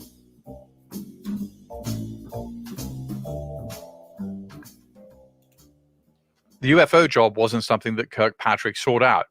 It's more like something he got dragooned into doing on his way out of the Pentagon. I was getting ready to retire, and the acting deputy undersecretary called and twisted my arm to come stand up AARO. How did that call go down? Was this, Sean, I've got some good news for you and also some bad news. We're going to put you in charge of the office in the Pentagon that's looking for UFOs? It wasn't quite that bad, but it was close. It was. The call was, hey, Sean, have you read the National Defense Authorization Act? And I said, no, I don't generally read those unless I have nothing else better to do. Because it's like 1,000 pages, right? Right, right. Yeah, like, no, I haven't. He goes, well, have you heard about this office that we're being legislated to stand up? And I said, well, I have heard a little bit about that, yeah. And he goes, look, we have a problem. We got to get this stood up. The undersecretary and I have put together a short list of people that we think could do it. You're at the top of the list because you have stood up all these other organizations. You have a technical background. You're an intelligence officer. He spent a lot of time blowing sunshine and then said, look, we really want you to come do this. And I said, well, I got to talk to my wife and family and get back to you. And next thing I know, he calls back a couple of days later and he goes, yeah, we already told Congress you were the one coming. Were you voluntold then to run the office? Yeah, basically. So only in Washington could we have an office called the All Domain Anomaly Resolution Office. I like that, actually. Remember, they had other ones that were worse. AIO, MSG, and UAPTF. Why does the government love acronyms so much? Did you come up with that name, or did Congress help, or how did it come about? As I was being asked to stand this up, there was an absolutely horrendous name that was being used. It was going to be called AIMSOG. That does not roll off the tongue. I can't even remember what it all stood for. Its goal is ultimately to resolve anomalies. And what kind of anomalies are we talking about? You know, an anomaly as defined there is any observation, event, or object that a person or a sensor can't immediately make sense of and may or may not be doing something odd that you don't understand fully as you look at it. So give me an example. A simple example is a pilot flying over the ocean on a cloudless day, looks down and sees a round object which to his eye appears to be moving very rapidly in a direction that might be different than the aircraft is moving. In addition, that aircraft's radar may or may not pick up a signal, a reflection off of that object. Neither the sensor nor the pilot knows what it is that they're looking at. And this is important too. And this kind of senseless, childish argument that, military pilots, they're trained observers, so they can't get it wrong. They get it wrong all the time. It appears to be moving erratically. When you dig into those kinds of observations, and we had hundreds of those kinds of observations, 9 times out of 10 or more, that turns into an optical illusion that we call parallax. For a simple example, hold your thumb up in front of your face and then alternately wink one eye and then the other. Your thumb isn't actually moving, but it appears to jump back and forth relative to the background. And this is some things that Mick West and others have detailed in great detail. It's very easy to become confused when you're witnessing a parallax situation. That's parallax. So about 2 to 5% of all the reports that we have, all the cases that we have, are what we would call truly anomalous. There's things that we need to investigate. We have enough data to investigate, and we can go whole on that case or that event to see if we can figure that out. Most of the times when we can't give an explanation, it is because there is a lack of data. And by that, I mean consistent, solid, recorded data that you can put into a computer and you can do analysis on, and you can try to figure out, okay, what did that radar actually see? Yeah, and here's another problem. The UFO Grift Squad always promises that there's data, but they never provide it. Or they claim that the government came and took the data, as in the case of, what was it, the Tic Tac or the Go Fast? I don't know. They all seem to run together to me. Oh, no, the Men in Black came and took the radar data, so we don't have the data. Very convenient. What did that infrared sensor actually see? And what is it measuring? He's saying that some anomalies are unresolved and worth pursuing because witnesses preserved enough data to dig into and investigate. But other anomalies have too little data to ever yield a definitive answer. And one pretty famous anomaly falls into this second category, the bizarre tic-tac-shaped object that several US Navy pilots spotted when they were flying off the coast of California back in 2004. The New York Times ran a big story about that incident, and it mentioned a number of other sightings by US Navy pilots who captured them with their plane's imaging systems.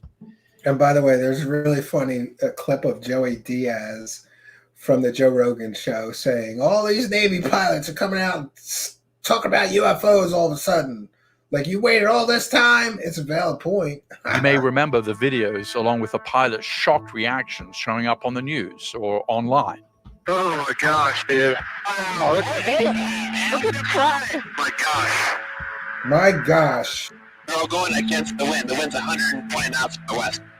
Look at that thing, dude. The 2004 California incident was especially interesting to many UFO lovers because the pilots reported seeing the strange object with their naked eyes. Besides aliens, that 2004 sighting might have been a test of advanced US technology. It might have been a weird new aircraft from a foreign rival that was spying on US forces. and it might have been an errant balloon. Kirkpatrick says none of these possibilities can be ruled out, but the US Navy didn't keep an archive of raw sensor data from that encounter for the Pentagon's UFO investigators to investigate. And so far, no foreign country or alien visitor has come forward to claim that the Tic Tac was theirs. So Kirkpatrick says we'll probably never get a good answer. The challenge with the data is up until AARO was established, there was no guidance to the department, to the force, to the operators on saving all of that data. A while back, I interviewed one of the US Navy pilots who witnessed the Tic Tac incident. Her name's Alex Dietrich. Yeah, Alex Dietrich. I'm not really interested in UFOs, but I spend all day on Twitter posting UFO stuff. I'm sorry, I don't consider her a reliable witness. Come and attack me. And by the way, fair use, this is transformative work. We're educating the public and critiquing the audio podcast we are sharing. We're discussing it with the live chat. This is covered under fair use. And you may just need to let her have the last word on the encounter. I don't know what we saw that day. You know, the fact that we had 4 air crew who had a visual tally on it. I don't think that we were talking about a balloon, but I don't. Yeah, 4 air crew. That means, I think that would mean there was 2 separate planes that saw it, hers being one of them. Why do we ever hear from the co-pilots? That just occurred to me. You know, somebody was sitting in that airplane with Fravor and with Dietrich. Where are those 2? Let's interview them and see how they're, you know, she's saying there were 4 air crew that witnessed it. We've only heard from her and Fravor, right? Well, what about the other 2? Where are they at? Let's compare their recollection of what they believe they saw to Dietrich and Fravor. Why don't we ever get to those people? I don't know what it was. Oh, Kirkpatrick says here. AARO has Welcome. 2 main missions. The first mission is to study new sightings, interview UFO witnesses in the military, and review any video or radar returns or other data that they've got to back up their story. And the office also directs witnesses to save data from any system in the air or on Earth that recorded a UFO encounter and hand it over to AARO. Kirkpatrick describes this as an ongoing operational mission. The bulk of my office's team and resources and time was spent on that operational mission, which is to get data to find whatever is being observed and reported by pilots in particular and other sensors. And then there's this historical mission. This second historical mission has been a little more tricky. Kirkpatrick's team had to look into U.S. military UFO sightings going back as far as the 1940s, dig up whatever files there might be about those cases, and interview people who claim to know about them. To bring in all of these people, these whistleblowers who have claims of knowledge of the government cover-up and conspiracy. The bulk of my time and a handful of my officers and researchers, you know, was spent on that historical mission because of the strong feelings on either side of that issue, and it would cover other people's views of exactly what was going on in the office. Yeah, so that's interesting. The bulk of their time was taken up listening to these people, most or all of which didn't have evidence. They had stories, and that's a problem. If they had evidence, he couldn't have concluded there's no evidence of aliens or extraterrestrial visitation. Did the strong feelings on either sides of the issue come home in a personal way for you? Were you ever subjected to harassment? Absolutely. That came home. Yeah, and here's where it gets interesting. The harassment literally came home to him. Remember at the beginning of this broadcast, we talked about this cult-like ridiculousness that many of these true-believing wackadoos and their followers, right? It's not just the UFO celebrities. They're not running around publicly threatening and harassing people. They send their true believing idiot followers to do it. At least that's my personal speculation. based on available evidence, or the fact that none of them ever make a statement and say, I don't condone or support people harassing people who are critical of my claims or my stories, right? An awful lot of wackadoos running around threatening people, harassing people, up to and including threatening people's wives and families. I've been a victim of that. Some of you may remember one of these wackadoos came in our live chat and literally threatened my wife by name, right? Oh, boy, Sherlock can look me up on Facebook and find out who I'm married to, right? People also threatened to come here to my home after I was doxxed. By who? Rob Heatherly, the idiot pushing this fake Wikipedia conspiracy, right? The same idiot who had, how many hours, Rob Heatherly, of 8 and 10-year-old girls dancing was on that playlist that you had labeled erotic, right? 8 and 10-year-old little girls dancing in a playlist called erotic. It was in your public playlist. I still have evidence of that, right? The guy who's completely and totally wrong about everything, who went and doxed people, threatened people, harassed people because he didn't like somebody making a film about Lou Elizondo, whose asshole he loves to lick on a daily basis. Hey, I have a message for you, Rob Heatherly, specifically, you dummy with your fake Wikipedia conspiracy. By the way, we're going to rip that one apart, Rob Heatherly, you dummy, you idiot, right? And who helped him push that fake conspiracy? Matt Ford, another of the UFO circle jerk crew, right? The good propaganda show, the worst UFO show ever. Well, I don't know. It's between him and that Disclosure Idiots show, right? Great. So Rob Heatherly went around doxing people. Oh, he didn't dox me. He just put out my legal name and my street name. And if you Google those two things, you get my address. Technically didn't dox me, right? All I have to say to Rob Heatherly is you are a sad, bitter, angry, little nothing of a man who apparently has a public, you took it down when it was found, a public YouTube playlist titled Erotic, in which he had, how many videos did you have of 8 and 10-year-old girls dancing in that playlist, Rob Heatherly? Is this a source of good information? And by the way, you really should pick better heroes. If your hero that you're willing to literally do illegal things for, like dox, threaten, and harass people across interstate lines, if your hero that you're willing to do that for is a fake Pentagon UFO program director, then what does that make you? What does that make you, Heatherly?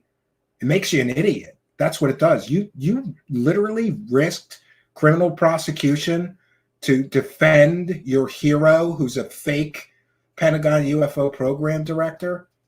Not too bright, Heatherly. And by the way, I've kept all that evidence. And I just don't even know what else to say, but it's enough to say that I was the victim of some of these similar things. Now, I will put this on the record as well. It would be an incredibly stupid, foolish thing for anybody to actually come here to my home, as people have threatened to harm myself, my children, my wife, my family. If you do something like that, I will not be held responsible if you get drug out of here in a body bag and put in a coroner's van. I will not be held responsible if anybody were to threaten my family in my home. Then I'm going to do all that a father and a husband should do to protect their family when some wackadoo comes to my home as they threatened. They didn't, to the best of my knowledge. And by the way, we have cameras galore here and an incredible security system. I'm a big believer in the right to bear arms, and that's all I'm going to say about that. But it's interesting that so many of these UFO wackadoos who don't like you telling them the truth about their lying, grifting, scamming heroes, UFO clown heroes, right? They don't like that when you tell the truth about their lying, grifting, scamming UFO heroes. So then they threaten you, your wife, your family. They threaten harm on you or your wife or your family. They threaten your business. They threaten your reputation.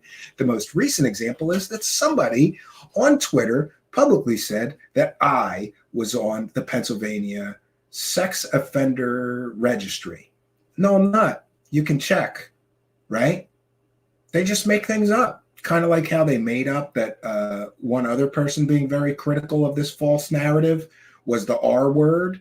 Kind of like they've called other people the P word.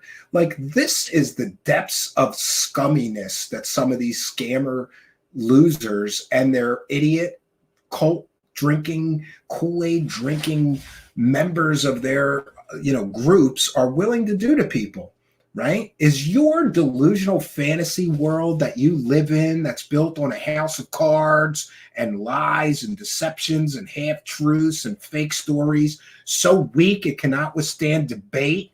And that's what you have to do when people start dropping truth bombs on your dumb ass? Then you deserve it. You deserve whatever happens to you. And by the way, I'm still hopeful that many of these people are going to be criminally prosecuted. We'll see. But here's Mr. Kirkpatrick talking about his experience with the very same kinds of things I experienced, but even worse. A number of times, not only to me, but to other people associated with the office, in the form of harassment and threatening letters. I even had some guy show up at my house. It makes it very difficult to do this job. When you say a guy showed up at your house, what was that about? That was early on, right, after I got announced, and the FBI did a great job of swinging into action, track this guy down. I was told, because I never had to confront him, that he was an emotionally disturbed person that had showed up on my property and had stayed there overnight and was just waiting. And unfortunately, my wife came across him, so that was a bit unnerving, but they got him and arrested him. And how was it for yours? That's interesting. And, good for Dr. Kirkpatrick, who has the protection, apparently, of the Federal Bureau of Investigation when his family is threatened. What about, us regular people, us citizen journalists, right?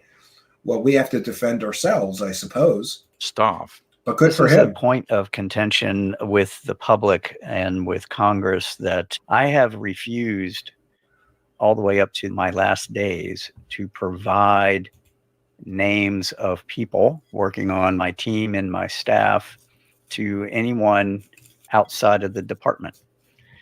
And the reasons for that are safety and security and privacy, right? That has added fuel to the conspiracy fire. We got letters at the Pentagon all the time. We get emails all the time. And of course, in social media, I get beat up often. Because there's a narrative out there that the Pentagon really has secret information that it's not revealing. Is that the principal complaint? Yeah, it's that. And then they further then accuse me as being the spokesperson that's lying for the government, hiding all of this information, all the material. And the fact of the matter is, the research and the evidence and the data that we have uncovered is all been compiled into this historical report, Volume 1, which I had finished up before I retired and is being delivered to Congress and to the public. And it goes through everything. I can't wait to read that report. I can't wait to read the report of these bunch of circle jerkers telling each other stories, pretending this is all real, wasting the government's money, wasting the government's time. By the way, that's all of our money. That's taxpayer money that these wackadoos are wasting, right? And what are we going to do when that comes out? What kind of mental gymnastics do you have to do? Oh, no, it's a cover-up, Stephen. They're covering it up. To very high level of detail. Kirkpatrick says a lot of the conspiratorial thinking about UFOs gets spawned by people catching glimpses of highly secret US aircraft or programs and wanting answers. And when the government doesn't provide any answers, the public imagination takes over. There is a lot of observations of real advanced US programs, but none of that is extraterrestrial in nature. Instead, they were programs the U.S. government wanted to keep secret. That's what Kirkpatrick says happened with the Roswell incident. If you're not familiar, the Roswell story began back in 1947 with a U.S. military news release about a flying saucer that had crashed near Roswell Army Airfield in New Mexico. The military later retracted the story and said it was a weather balloon. But the incident spawned rumors about alien bodies being recovered from the wreckage, conspiracy theories about a US government cover-up, and a whole bunch of books and sci-fi movies and X-File episodes, and 3 seasons of a TV show about millennial alien teenagers. You're not an alien, I mean... Are you? I prefer the term not of this earth.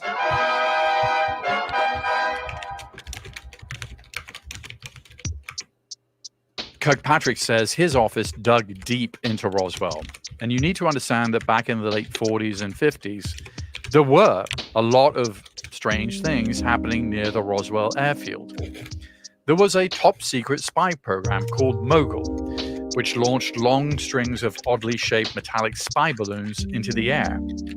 At the same time, the US military was conducting tests with other high-altitude balloons that were carrying human dummies. Yeah, and now this explanation I've never quite bought. I have to just, listen, if I believe this is something that's a little too far-fetched, I don't just, and by the way, let's be clear. People are like, oh, Stephen's always going to the debunker side. No, sometimes the debunks are stupid. Like, people confused this one event with another event that happened 10 years later. To me, that's a little far-fetched of an explanation for Roswell, but it is what it is. That's the official explanation in Roswell case closed. And there was at least one military plane crash with 11 fatalities. Kirkpatrick and his team at AARO concluded that crash Mogul balloons, the recovery operations to retrieve downed test dummies, and glimpses of the aftermath of that real plane crash likely combined into a single narrative, a narrative matching the mood of the country at that moment. You have new aviation for people that have never seen American craft before. What does that mean? What's it doing? But there was also this fear coming out of World War II, and where everybody's still raw. I agree, and there's lots of being a member. Technological issues that people are trying to wrap their minds around, and that affected a lot of what people saw and how they reported. I agree with that too. I think the same thing is true today. And Kirkpatrick thinks that new technology taking flight in our especially anxious times can help explain a lot of the modern era of UFO sightings from the early 2000s on. He says these things could be advanced technology that the US government needs to keep secret, or aircraft that rival nations are using to spy on the US, or maybe even benign civilian drones or balloons. And he says all of this is a national security concern, even the balloons. The biggest risk is stuff that is in the air that we don't know is there. And why don't we know it's there? No, I never would say don't question the official narrative. But here's what I will say. If I have to compare this interview of Kirkpatrick with the interviews that we've seen of Grusch and just decide on who I think is more credible, to be very honest, it's no contest to me. I've seen this man's resume. We can share it here. I think he comes off as really genuine and looking for answers and following the data, which is exactly what everybody always wanted. But then the data didn't show what everybody wanted it to be. So now he's a bad guy. Because it's not something we would track. Balloons are one of the biggest hazards right now, and it's growing. There's something like 10,000 balloons launched daily. Everything from weather balloons to just party balloons that have escaped. One of my favorite things is there's this company in Florida. They make these backyard lighting balloons. Some of them are round, some of them are tic-tac shaped, and they're black on the top. And inside they have lights, and they're helium filled, and they're strapped down in people's backyards for backyard parties, and they get away. When we talk to the company, they're like, yeah, we lose them and we sometimes find them again, but generally not. Well, that's a really weird looking thing, lit from the bottom, not lit on the top, big tic-tac thing flying around. Well, what is that? That kind of stuff is a flight hazard. So on the one hand, I've got military pilots that are flying at greater than Mach 1. If they run into a balloon with a tether on it, it's going to rip a wing off. That's a problem. But on the other hand, if I'm a commercial airline, you get one of those sucked into an engine, and that's not going to be good. When you were in the office, a huge news story was the Chinese balloon story, which brought to the public that. Yeah, so isn't that interesting? This, this whole narrative that Ryan Graves was pushing could have a very reasonable earthly explanation. I don't think Graves will even entertain that. And I saw people tweeting this at him going, maybe that's what this, sphere within a cube thing was, And the fact that so many people will refuse, they just put their blinders on. They don't want to hear ordinary earthly explanations. No, it must be aliens. It shows you that they're not being honest.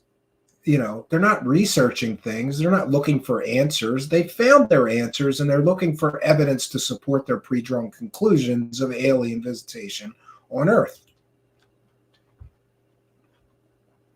Clearly, there's a national security interest in the United States understanding what might be flying around that we haven't identified. That's right. The office's mission is not to prove the existence of extraterrestrials. The office's mission is to minimize technical and intelligence surprise. That is the primary mission.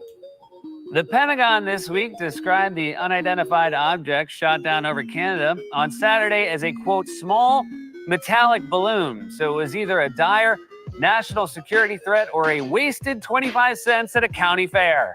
The Chinese balloon story is an example of the US government's new posture towards UFOs working as it should. Since 2020, the Pentagon has worked to standardize, destigmatize, and increase the volume of reporting on UFOs by the US military. This work has involved calibrating sensors and improving the quality of data that those sensors collect. That's how Chinese spy balloons got spotted in the first place. Yeah, and apparently people like Jay Stratton and Travis Taylor completely and totally screwed up and just let Chinese spy balloons, float over the United States because they were busy looking for aliens, right? Interesting that, they've recalibrated the sensors and now they can properly detect these things.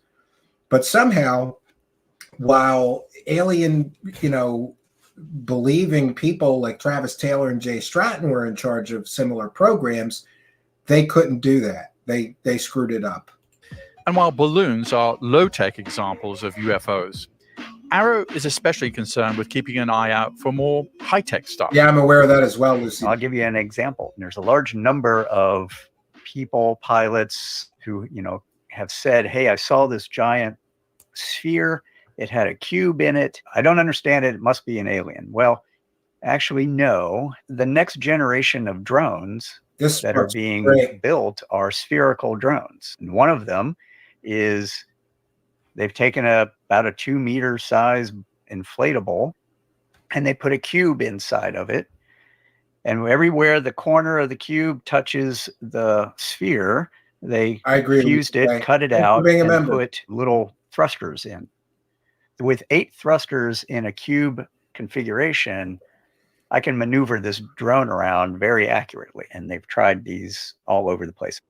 So far, most of what Kirkpatrick says about the report he just handed over to the US Congress isn't super new. That explanation about Roswell, for example, echoes the conclusions of several US government investigations carried out in the 1990s. Yeah, including Roswell case closed. But I think Kirkpatrick does break some new ground by suggesting a new origin story for modern allegations that the US government has been hiding crashed alien spaceships. He says these allegations largely come from just a small group of people inside the US government or with close ties to it.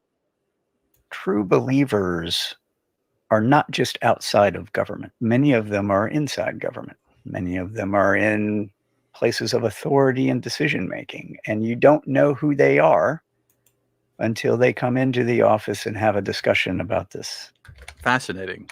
And you recall that New York Times in 2017 released the videos of the famous Tic Tac, and that story attracted a lot of attention. The U.S. Navy has finally acknowledged that videos appearing to show UFOs flying through the air are real. They released video including a 2004 encounter when 2 fighter jets chased an oval-shaped white object near San Diego.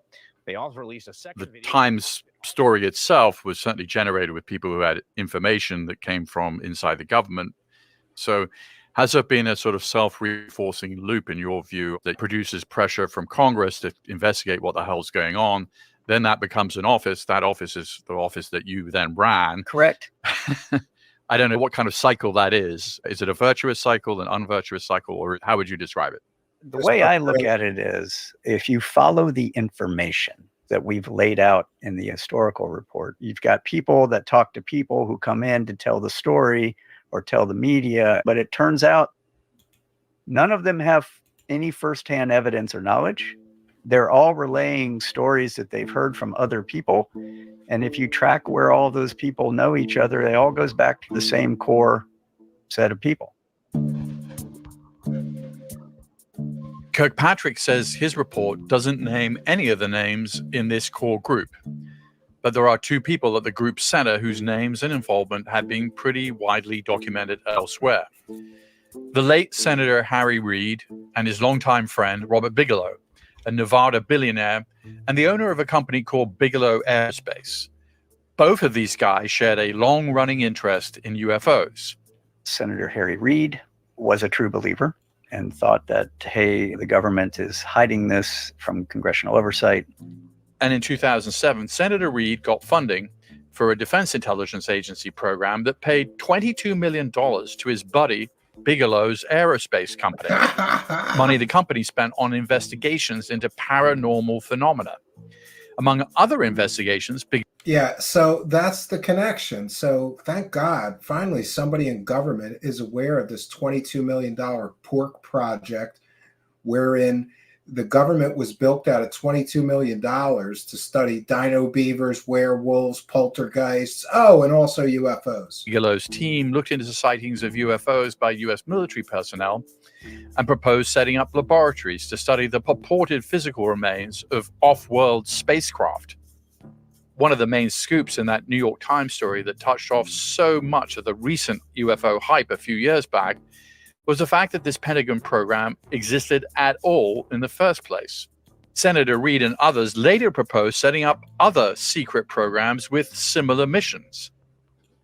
None of that actually manifested in any evidence, but it did cause a number of things that people could point to and go, hey, see, there's a compartment over there that's supposed to be holding, extraterrestrial material, but none of it had anything in it. It's all window dressing, if you will.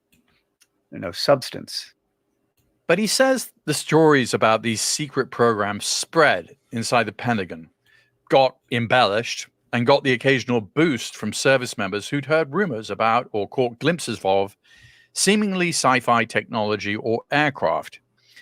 And Kirkpatrick says his investigators ultimately traced this game of top secret telephone back to fewer than a dozen people. They're some of the same people that worked for Robert Bigelow under the DIA program. They're some of the same people that have been working behind the scenes with Congress to write legislation. They're the same people that worked with a U.S. company and the United States Army to... Who worked with the United States Army? Oh, TTSA, Lou Elizondo. To explore a piece of material that they claimed was a UAP, and it really is a piece of missile casing from the 1950s. Oh, isn't that great? A piece of missile casing from the 1950s.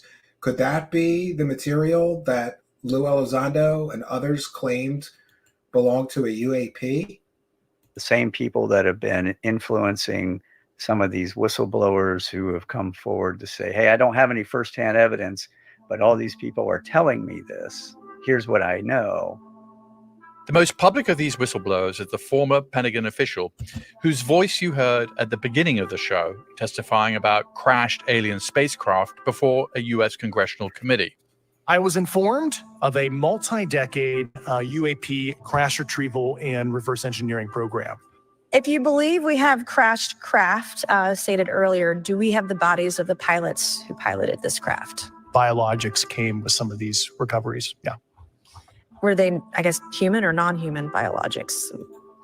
non-human, and that was the assessment of people with direct knowledge on the program I talked to that are currently still on the program. Great. So where did he get that he's from? one of the individuals that I think this core group of people that have influenced him, have told him this information. He may have misinterpreted things that people have said, or he may have just fallen to the influence of what these folks have been telling him. And you notice it's pretty specific. Kirkpatrick mentions worked with the Army. Who worked with the Army on a contract to study apparent or alleged UAP material? That was TTSA. Lou Elizondo.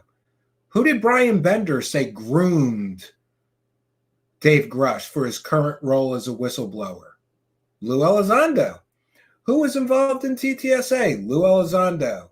Who's been pushing the United States government to write legislation? Lou Elizondo.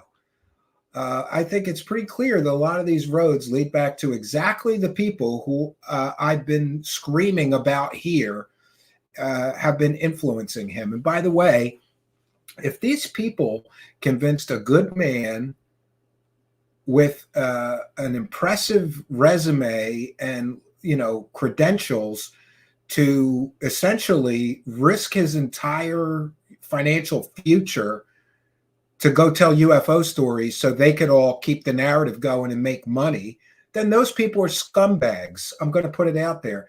And David Grusch, and especially his wife, should be aware of these people's history of lying, of grifting, of filling their pockets with every UFO dollar they could find, of doing all these scammy, shady things to make money off of this false narrative. And especially his wife, and if I ever get to talk to David Grusch, the first thing I'm going to tell him is get the hell away from all of these people. They don't care about you, in my opinion. They care about how much money they can shovel into their own pockets while putting you out there as a patsy to just mindlessly repeat evidence-free stories that they're telling you. In either event, at the time I left, he had not come in to speak to AARO, so I can't say with 100% what he has to say, only what he's put out into the media and what others have come to tell us. So you see what I'm saying? There's this commonality.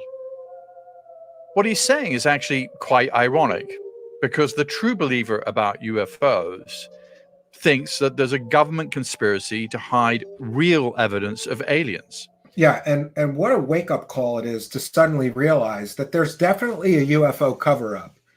But the real cover-up is it's the same group of idiots that keep on perpetuating these fake stories with no evidence. They just circle jerk each other off, tell each other stories. I'll use you as a source. You use me as a source. I'll confirm your information is accurate. You confirm my information is accurate. It's exactly as I have been saying it for years. It's one big UFO circle jerk. That's what this is. The same people over and over and over again. And now we've got the former government's highest ranking official, a real director of a real Pentagon UFO program, not a fake one like Lou Elizondo, a real one, And by the way, go inquire to the Pentagon spokesperson. Did Sean Kirkpatrick run a Pentagon UFO program? Absolutely. Yes, he did. Now try that with Lou Elizondo. See what answers you get. Lou Elizondo is a false UFO messiah. He is a facade, an illusion of what this man really is. What Kirkpatrick is saying is the actual conspiracy is being carried out by a group of UFO true believers to get the government involved in the business of investigating aliens. I was searching for the right metaphor, but I think this is known as a self-licking ice cream cone. That is a self-licking ice cream cone. Self-licking ice cream cone. Perfect The self-licking analogy. ice cream cone is a Pentagon term of art for a program that exists only to perpetuate itself. Now, you've heard lots of good reasons why an office like AARO should exist and should be keeping track of unknown non-alien objects in the skies. It keeps Americans safer, whether they're flying fighter jets or sitting in coach.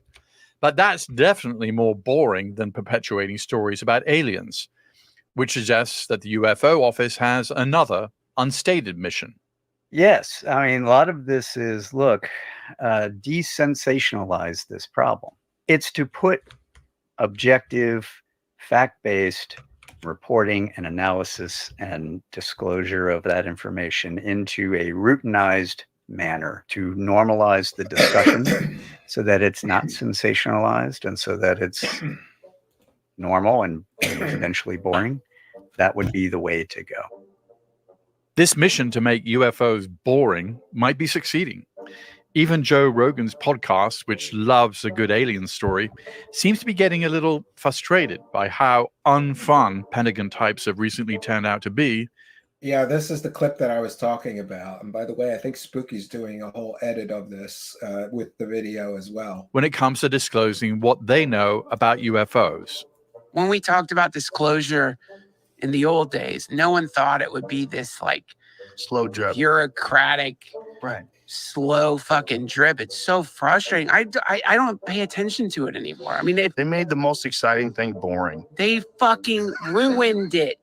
Yeah, they ruined it because they injected this entire genre full of completely and totally fake stories with no evidence. They turned it into a circle jerk, which is something we've been commenting here for a long time. And by the way, all those UFO circle jerk shows, that UFO podcast, and engaging the phenomenon, anything with the word disclosure in the show title, they're the people that have ruined this with this nonsense. I'm glad you all filled your pockets with money, right? With these false narratives. Good luck trying this going forward, because now people are starting to take that second red pill and go, oh, these people who claim to be truthers have been lying to all of us.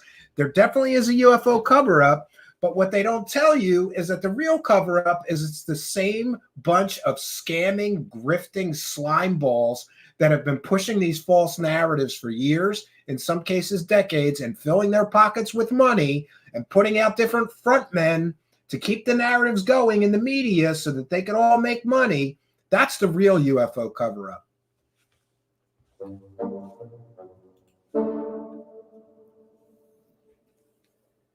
I wanted to give you the opportunity to exclusively tell us on this podcast that you have found evidence of extraterrestrials. The best thing that could have happened in this job is I found the aliens and I could have rolled them out, but there's none. There is no evidence of extraterrestrials. There is no evidence of aliens, and there's no evidence of the government conspiracy. Sadly, for all the UFO lovers out there, that's probably the biggest takeaway from the report that Kirkpatrick and his team just delivered to the US Congress.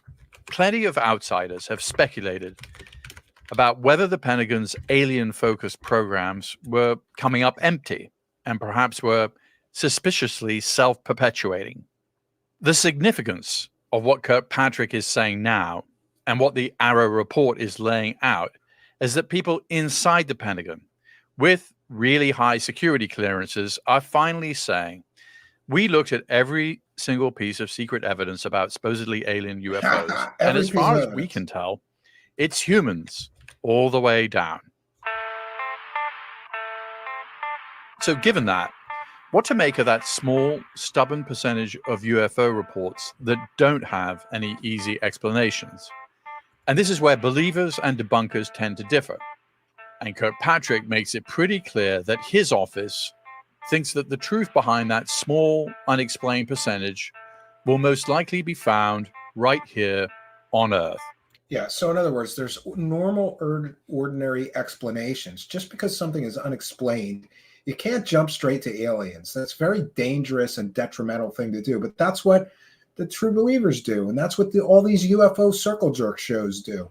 Occam's razor is a valid axiom. If you are faced with a set of data and it may fit two different theoretical, hypothetical explanations, the one that's more simple is usually the right one. What is more likely, that a adversary has come up with a new technology, or we have extraterrestrials. Or even simpler than that, what's more likely? The fact that there's a state-of-the-art technology that's being commercialized down in Florida that you didn't know about, or we have extraterrestrials. That makes me scratch my head sometimes when people do that. And it even makes me scratch my head more when you show them, here's the company in Florida that builds exactly what you've described. And their response is, well, no, it's got to be extraterrestrials and you're covering it up. I mean, do you think by setting up this office, paradoxically, you just increase the media interest? Is this sort of fueling the fire of these kinds of people who think there probably are aliens out there? Or that's a really good question. We've actually debated that on many, many occasions of, are we adding more fuel to this fire or not? You are absolutely correct that there is absolutely nothing that I'm going to do, say, or produce evidentiary that is going to make the true believers convert, if you will. I mean, it's almost like a religion. It is basically a religion. So that group of people, you're never going to convince.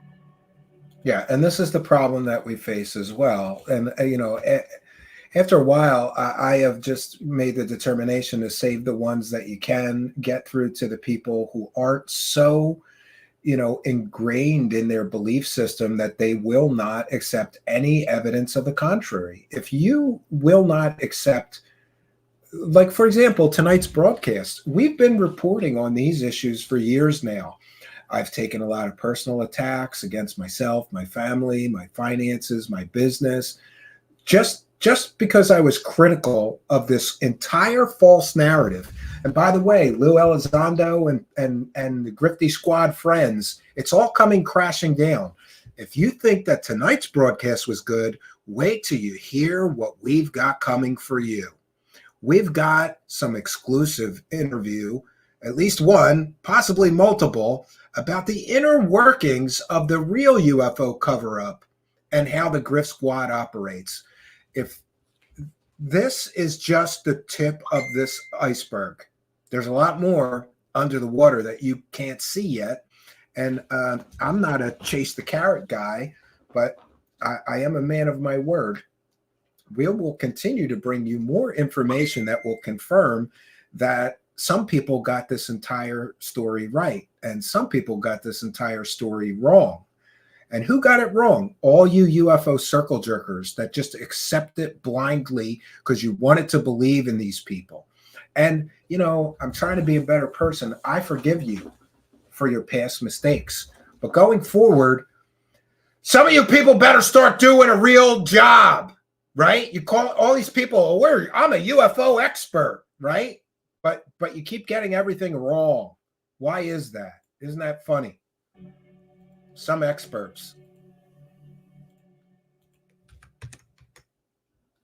if you're interested in the issues and stories in this episode, we recommend the relatively new book, UFO, The Inside Story of the U.S. Government's Search for Alien Life Here and Out There by Garrett Graff. It's available on Audible.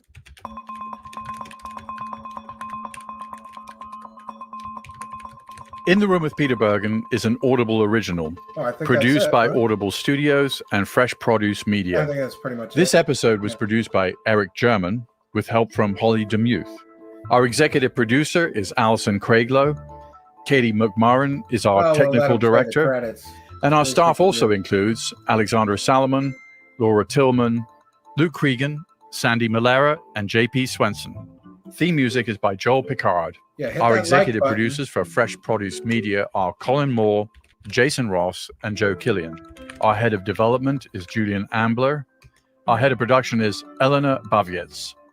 Eliza Lambert is our super. All right. Well, that's pretty much, we got to the end or near the end. Yeah, just credits. So we're going to move on back to the subject of Rob Heatherly. It's not my intention to damage the reputation of anybody, but this stupid Wikipedia conspiracy that was pushed by the Good Propaganda Show and also pushed by this Rob Heatherly, who, by the way, was the person behind a lot of the threatening and doxing and calls for action. We have to stop these people who are saying that Lou Elizondo never ran a Pentagon UFO program. And I still saved all of that, Rob, right? And I'm still well within the statute of limitations to decide to do something about what you did to myself and my family. But the fact that Lou Elizondo has never, made a public statement about people, for sure, I can't prove that anybody directed these fans of Lou Elizondo to do these things to his critics. But I certainly can, at least say, where is Lou Elizondo with a public statement denouncing people, doxing people, threatening people's family? Many people have speculated that Mr. Elizondo must like this because he's never stepped in and said, hey, don't do that. If people are critical of me, let them be critical or something, right? And now we have new conspiracies being pushed in support of the fake Pentagon UFO program director, Lou Elizondo. And the same guy who was running around when that Who's Lou documentary came out, threatening people, falsely copyright claiming people to get their addresses. This is what I believe. Those false copyright claims came against my channel so that I would have to respond with a legal letter with a physical address, which promptly, right after I had to do that, defend myself against false copyright claims, right after I had to do that, suddenly my public information is everywhere. People are threatening to come here, harm myself, my children, my family, threatening my wife by name in the live chat and more, right? Threatening my business, threatening my personal reputation, making false claims that I'm a criminal or that I'm a sex offender. That's my favorite one. And just to be clear and put it on the record, I am not now, nor have I ever been convicted of any crime, especially any sex-related crime. So these are the levels that some of these people will do. These are the levels that some of these people, including Rob Heatherly, is willing to go to, right? And isn't it interesting that Rob Heatherly and the Fister gang and a bunch of nameless, faceless accounts came at me and attacked me and accused me of things? Sometimes it really is. It's better. This is better than, you can't write this. It's better than a movie. The same guy that's running around threatening and intimidating people and coming up with baseless, completely ridiculous, completely false conspiracy theories about, for those unaware, his basic argument is that people took people's titles off of names and things, and that skeptics are somehow going on Wikipedia and attacking Lou Elizondo. No, that's not the case. And this whole conspiracy fell apart the minute they broadcast it. And we're going to do a whole separate video on it. But back to Heatherly, I'm not going to. All right, I'm going to do this. This is your source of information. This is the source of the latest defense of Lou Elizondo. Right? And by the way, this is the person defending him, the same person who ran around and threatened people and did all these things, right? Doxing people. Oh, I didn't dox you. I just put out your legal name and also the street in which you live on, right? Great. And I just have to say, like, the fact that this stupid idiot, Rob Heatherly, literally risked criminal prosecution to do that to Lou Elizondo's critics. By the way, we still have all the evidence, and not just me, Rob, multiple people. I have it all here. But one of the pieces of evidence, I'm just going to give you a taste of this, of the evidence that we have here, because this person running around defending, white knighting for a fake Pentagon UFO program director. There's an old saying, let he who is without sin cast the first stone. And he's running around accusing people. And by the way, I don't want to get into all the connections between these UFO harassment, hate groups and things, but You know, these people love to accuse people of things, all kinds of things with no evidence whatsoever. And by the way, I'm not accusing Rob Heatherly of anything, but here's something that people should be aware of before they believe anything that this clown has to say. This is from Rob Heatherly's one-time YouTube channel. Oh, 1 second. Did we get it? Let me do this right. Yeah. This is from, oh no, we don't want to share that. We wanted to share it from the other so I can make it bigger. Yeah. We have, and pardon my ancient, I have an ancient graphic editor that I still use sometimes for quick things. That's not what I wanted to do. 1 second here. Yeah. Oh, there we go. Sexy. Yes. This is Rob Heatherly's one-time YouTube playlist. And Rob Heatherly, don't you dare deny that this was on your public YouTube channel.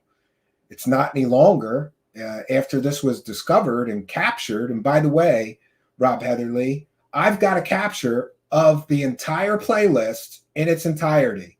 All 118 videos and all 118 videos of them playing. And the playlist is entitled, I was wrong before. The playlist is entitled Sexy Dance Videos. Sexy Dance Vids. And in this playlist that Rob Heatherly had on his public YouTube channel, this is how stupid this guy is. You want to believe this guy about anything about Lou Elizondo? Here's a married man, right? He's married, I think, who is dumb enough to have a public YouTube at one time, to have a public YouTube playlist on his public YouTube channel entitled Sexy Dance Vids. And if you go through this playlist, by the way, we have it all. One of the things you're going to notice is it's all 10 and 8-year-old girls, or many of the videos are 10-year-old girls, 8-year-old girls. Great. What a wonderful person you are, Mr. Heatherly. And by the way, I have the videos. We have the entire playlist. Before you deleted it, before you removed it from your public-facing YouTube, I don't want to say we.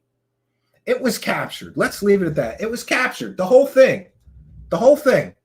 So, Mr. Heatherly, I want a public apology and an admission of everything that you did against myself and my family, right? Doxing me, attacking me, all the stuff that you and the Fister Squad did. I want a public apology.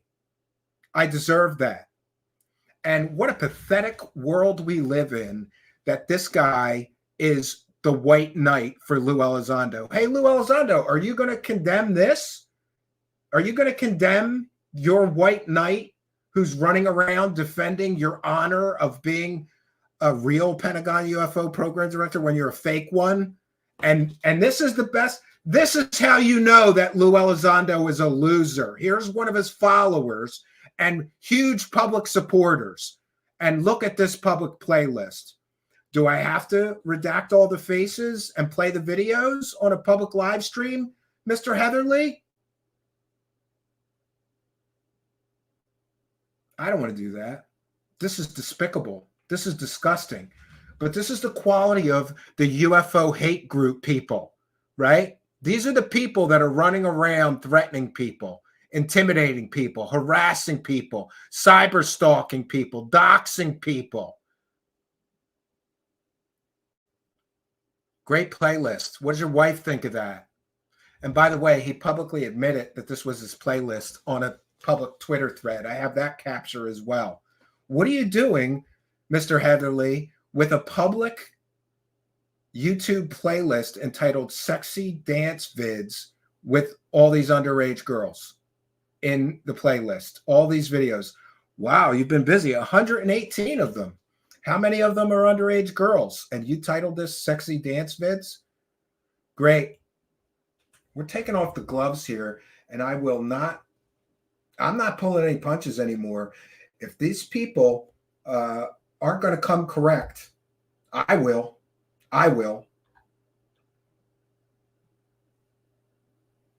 Yeah. So we'll take some comments and questions from the live chat. I just wanted to make that point. All these people retweeting this stupid good propaganda show. By the way, good propaganda show. Middle-aged man spends a lot of time in Bangkok, Thailand. Go look up why middle-aged men spend time in Bangkok, Thailand. And by the way, I'm just asking questions here, right? What high quality proponents of UFO disclosure do we have here? The fact that some of these people would dare to attack other people who, by the way, people like me have a proven track record of good investigative skills, good research, good sourced, sources, not anonymous, nonsense whistleblower, fake stories. The fact that they could come and attack people like me and do all these things, it's absolutely ridiculous. So, Art and Paranormal reminding everybody, please put questions and comments for Stephen in all capital letters. That is very, very helpful. And yeah, exactly. I hesitated even showing it, but we've redacted the faces, and we've got the whole playlist, right? I don't know if he's still active duty. Hey, Rob Heatherly, is there anything in the Universal Code of Military Ethics about this? I don't know. Got to ask him, right?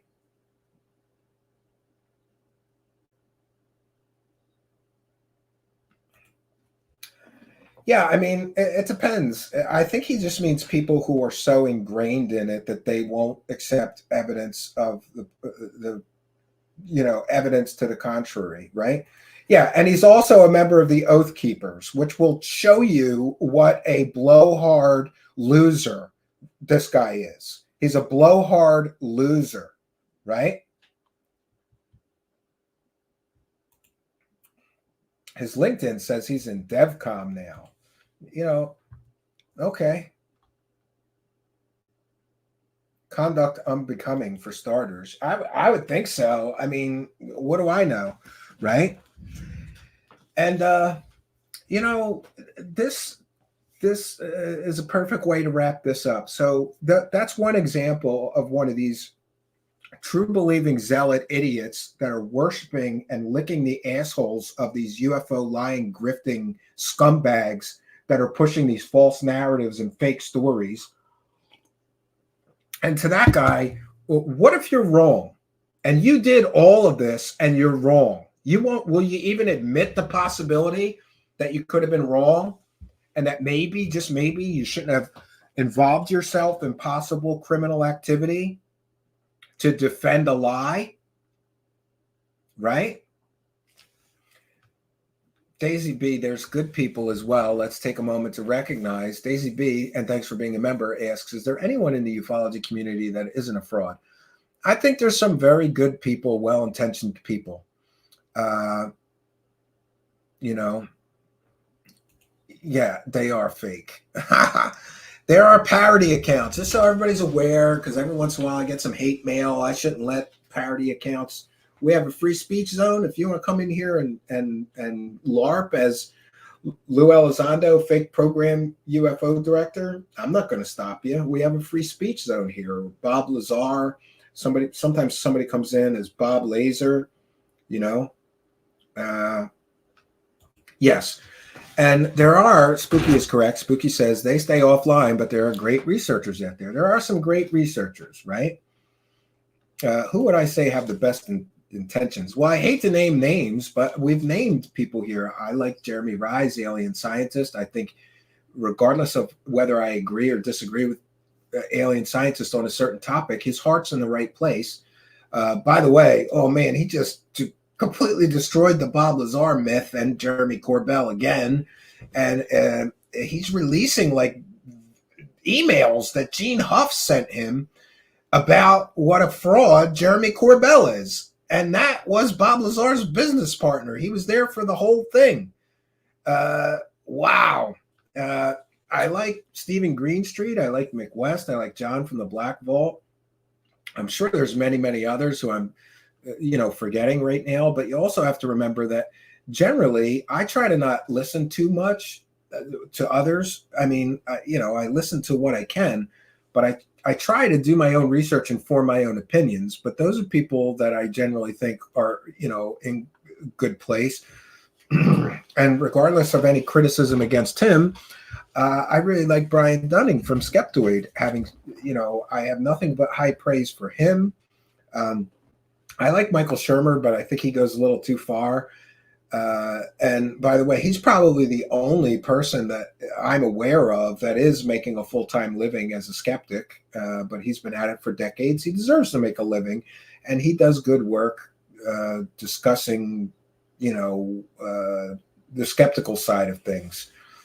Now, he called Corbell a fraud. I think he's still clinging to the mistaken belief that Bob Lazar's not a convicted pimp, fake scientist, liar, but he really trashed George Knapp and Jeremy Corbell big time in those emails, which were released by Jeremy Rise, the alien scientist. Check out his channel. Just search alien scientist on YouTube. Not that he needs a bump from me. I may clip those out and make a video of it. And Jeremy Rise is also, sort of challenging Jeremy on his false assertion, his false statements that he doesn't make any money from UFOs, as we are here. The guy's got 3 film deals. He's got $1.8 million properties he just bought that were freshly remodeled.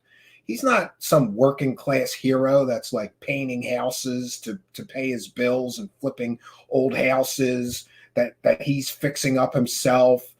It's a false narrative. It's a completely and totally false narrative. Tales of the Sonic Voyage says Green Street and West are credible.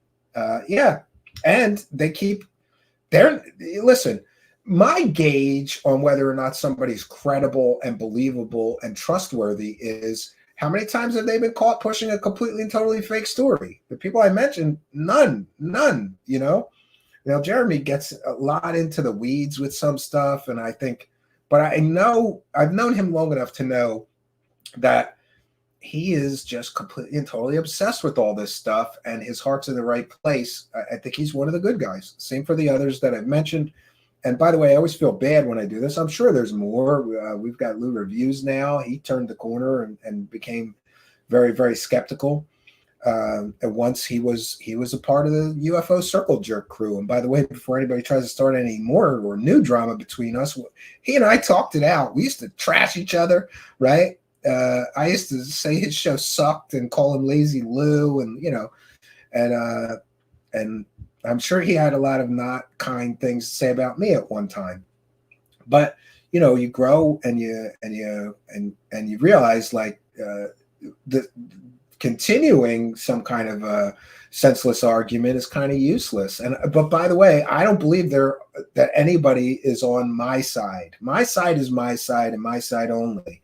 There are some people who come close or similar to my side, and I try to promote them. I try to support them. I try to, be always supportive of their efforts. Oh, Emily Louise. Oh, weird readings by Emily Louise. That's one of the other ones. You gotta watch her latest video. It is awesome. And Michael Schratz, another researcher, but I always have to preface, like Michael Schratz working for Stephen Greer in Third Phase. I think Michael Schratz is just such a nice guy that he doesn't say no. Listen, if you got, maybe I shouldn't say this. I hope we get a lot of emails. If you've got a brand new podcast with 100, subscribers, and you ask Michael Schratz for an interview, he'll give it to you. Like, he doesn't say no. So he works for a lot of people that I think are scummy and scammy, and we talk about it a little bit, but I just kind of, again, Michael Schratz, one of those people who, despite all of my disagreements with him or things that I totally think he's wrong on or going too far into the woo on or whatever, Michael Schratz is a good person whose heart's in the right place, who genuinely cares about this mystery.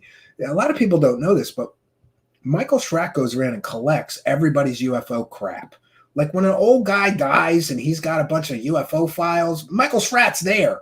He tries to contact the family and explain he's an aircraft historian and apparently Michael Schratz got 2 huge warehouses full of UFO shit. he truly cares about this. And despite, that's the kind of person where like, I can just agree to disagree. I don't want, Art Levine as well from the Washington Spectator. Yeah. I think he does a great job. He's so incredibly thorough that his last article was half a book. It was like 56 pages. Like if you copied the article into Microsoft Word, I think it was like 50 pages. It was half a book. And Art Levine is very credible. He's got a history of good reporting. He's a great guy because, he's sort of like that old school, like real journalist, boots on the ground, making phone calls, getting to the sources and getting comments on the record. And he taught me a lot about how to do what I do without actually teaching me. Just give me some good advice. Here's some books you should read, Stephen. Right now I'm reading On Writing Well, which I recommend to everybody. And Art Levine turned me on to that book because I got to start writing stuff. People want written stuff from me in addition to, I've written some stuff, but not much. I'm going to try to write a book. But anyway, Art Levine's one of those other people that are great. You really have to be careful, though, because it's fair to say that 90% of these people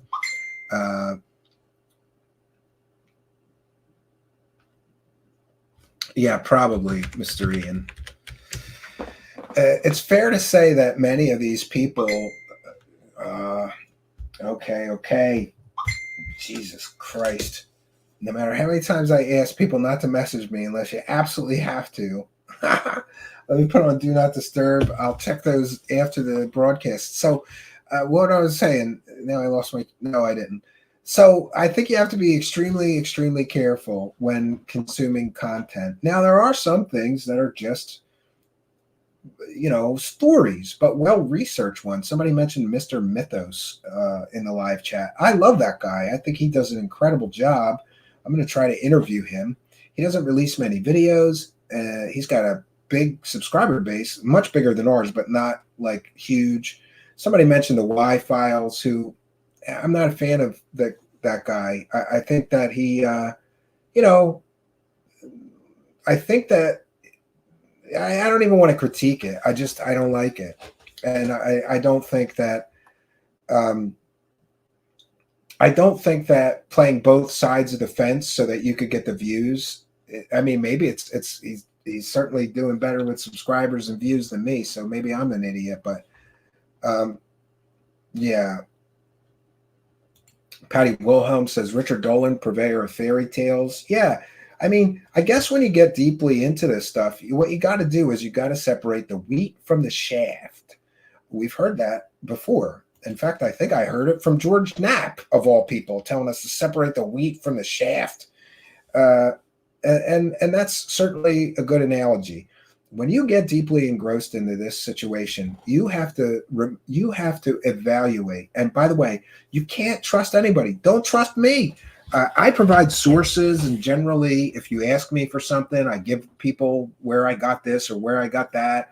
Little scatterbrain. Sometimes it takes me a while to get back to people, but I always do. You really have to evaluate everybody, fact check everybody. You can't just blindly trust.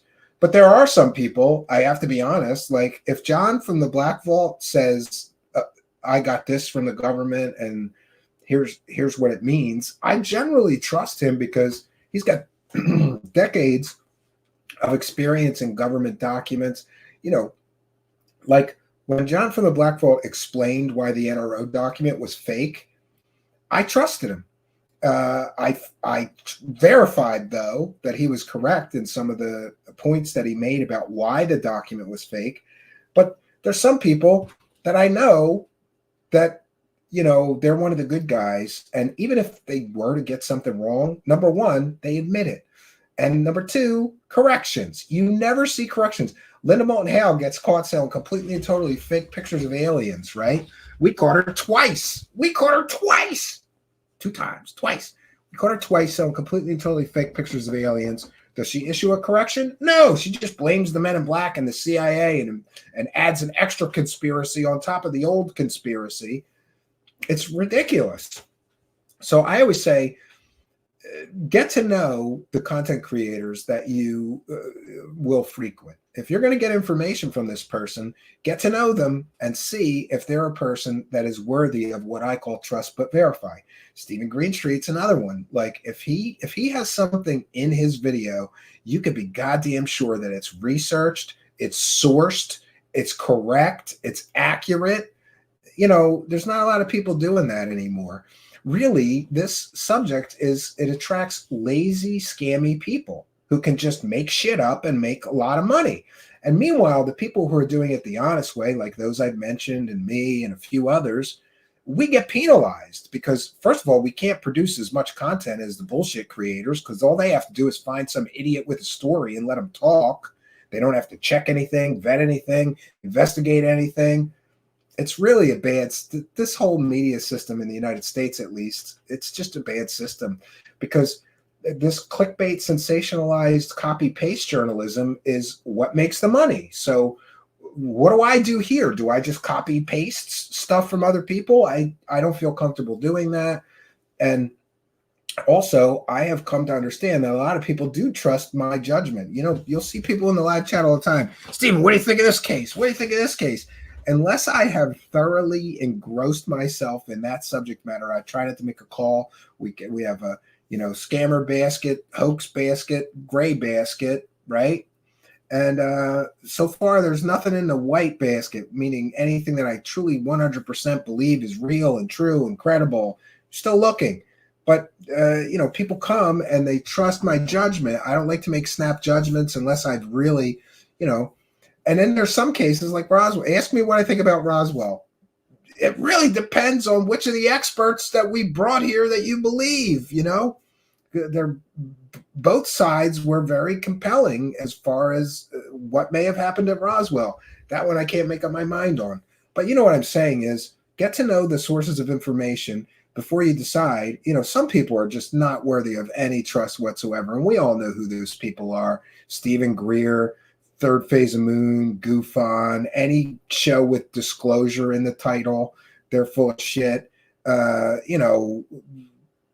Corey Good, David Wilcock, Linda Moulton Howe, Michael Salla, all the secret space program garbage. Like something is just absolute, complete, and total garbage. And by the way, I heard, who was it? It was Stephen Greenstreet. I heard he did a space and somebody asked him about the alien mummies in Mexico. Would he investigate that? He's like, no, I'm not interested. There's going to be some cases that are just too stupid. And we take a pass on some of them, right? Like we just go, no, I'm not wasting my time on aliens in Las Vegas.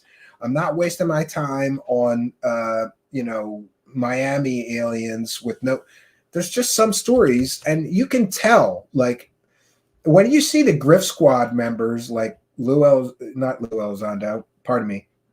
When you see the grifty, shady people like Third Phase of Moon covering a story or Goof On, it's fake. So why even bother? Why waste your time? All those people do is shovel fake stories onto the internet for cash.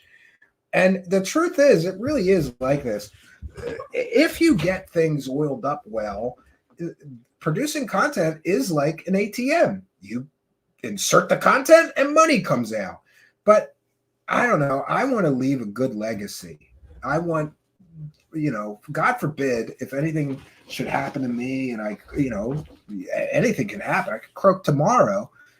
Will I be satisfied with the content I've produced and proud of it? And the truth is, by and large, yes. Now, some look, man, sometimes a shitty show just sneaks by here. We try something new. It doesn't really work. I don't really know enough about a subject, but I accept somebody that says I'm an expert on that. We bring them here and it crashes and burns. But by and large, I'm I stand by most of the work that we do here. But isn't it funny how some people don't care what they insert into that ATM cash machine? Just keep pumping content into it and take every dollar you can. Who cares if the story is fake? Right? And then they all have this excuses. We're just talking about things. We're just examining the possibilities. What if it's true? Or what? There's always some justification.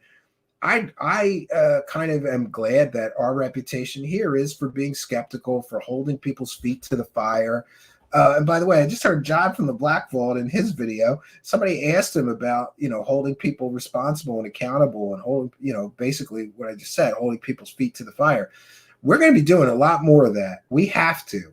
There has to be balance, If there's going to be all these grifty, scammy, shady people pushing completely false stories and false narratives, then there should equally be just as many people standing up and saying, this is fake. And you're an asshole for pushing this fake story, because it doesn't do any, there's no benefit. There's no societal benefit. And I'm sure there's some shows that slap for entertainment purposes on their show and they think that absolves them from pushing whatever nonsense they're pushing.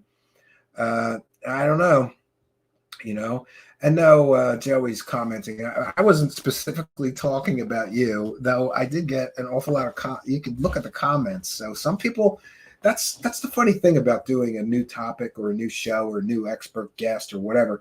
Some people are going to love it and some people are going to hate it. You just have to be willing to roll the dice. Interestingly, this Thursday, we have one of those shows. We're going to be examining the mystery of the so-called alien interview video, which, to be very honest with you, I feel like I already debunked it, and now I'm like, why do I got to do this again? But there's a very kind person named John Stewart who's been messaging me for a while now, and he claims it's genuine, and he's going to come here and tell us why. I'm going to roll with that one, but we're going to have a fun conversation because he's also aware of many of the grifty things, though I don't quite understand accepting something as hokey and I think obviously fake as the alien interview with Victor documentary as being real and calling other people fake and grifters. But I think he's one of those people. Maybe his heart's in the right place. We're going to have an interesting conversation. That's this Thursday night at 9 p.m. Eastern. And tomorrow night we're gonna cover Corbell and the circus of Jeremy Corbell again. Also next Thursday night, I'm very excited about this. Next Thursday night at 9 p.m. Eastern. Let me get the date. That would be the 1st. That would be February 1st. Next Thursday night at 9 p.m. Eastern. We've got legendary television producer, writer, director Bob Kiviat coming here again for another interview. I just talked to him on the phone today. He's very excited about some new projects. He's going to be coming here next Thursday. And anybody else, get in my inbox. We're going to try to do a few more interviews a week. Lately we're lucky if we do one, because quite honestly, just coordinating with the guest, booking the guest, dealing with the guest, a lot of times I just prefer to do the show solo, but that requires its own can of worms. But in any case, any more questions or comments for me, please put them in. Bob Marley. Oh God, no, not John. Check out Vetted. Well, if you got any sources, please email me. And yeah, I agree. I don't think that video is real. Jay Roach says it's not legit. But listen, this guy, John, says that he could take the criticism and, yeah, we haven't done a specific show on Clifford Stone, but he was included in a not so brief history of UFO whistleblowers.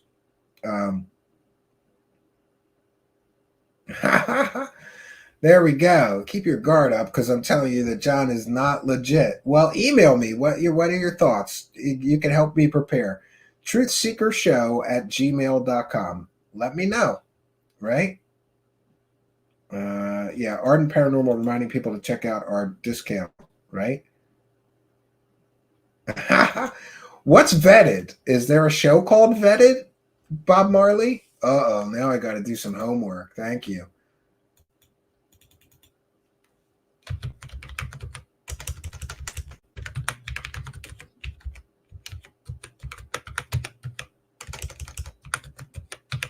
Great. I love it when I have to do too much homework. there's a show called Vetted.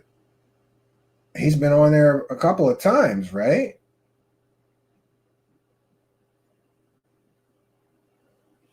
I don't know about this. Exclusive Lockheed Martin UFO insider story a lie. All right. Well, I've got some homework to do. Never heard of Vetted, but thank you for I appreciate that. Thank you. I'll listen to that to prepare. You know, the guy was kind to me, though. He kept asking for. I kept kind of. I don't want to say I try to blow him off, but I kind of went. I debunked that years ago, and I don't really. You know what happens is if there's something I debunked 3 years ago, you know, I've probably been through 3 PCs by then. So now I got to go track down where's all the screenshots and the stuff I used to debunk it the first time. I went and looked. I can't really find a lot of that stuff. I'm going to have to find it again. And it's like, how much homework do I have to do? I'm just going to play it by ear. But thank you, Bob Marley. I appreciate it. Quest says, when will you have the person on with the inside information? Well, we're trying to work it out. He's got a little bit of cold feet, but I'm hoping in the next month we're going to get that interview. I've been talking about it with the source, who, by the way, has been a great source for some of our previous stories related to this whole false Grusch, Elizondo, Mellon, whatever narrative. He's been a great source for some of the other stories. All of his information that he's provided to me, all has turned out to be totally accurate. So, but he's got an incredible story to tell, and hopefully we'll get him nailed down and doing a public-facing interview. So I just realized we're just over 3 hours, and of course I thought I could do this in 2. I've got an early morning tomorrow for a change. I've been trying to wake up early, get some things done instead of sleeping till and here we go with the wrenches again. Listen, there's a reason that everybody lost their wrenches, and here's what I will say about the wrenches in the moderator situation. The reason that I went from a bunch of moderators in the chat room to no moderators in the chat room is because the moderators couldn't get along. And literally there was mod wars here. Like, I'm going to, I don't know why it's not letting me. Am I not logged in under the, because I'm in StreamYard. I have to go over to the other chat. Anyway, the situation with the mods is, if the mods can't get along, and I mean all of them, we're not adding any more after Mr. Ian. If they can't get along, and I mean no conflicts, then I'm going to remove everyone's wrench and just let it be the Wild West, because I don't have time to mediate disputes. Before, when we had a bunch of mods, they were like timing each other out and fighting and arguing, and like I just don't have time for high school kind of nonsense, right? So I just don't want to be back in a situation where we were before.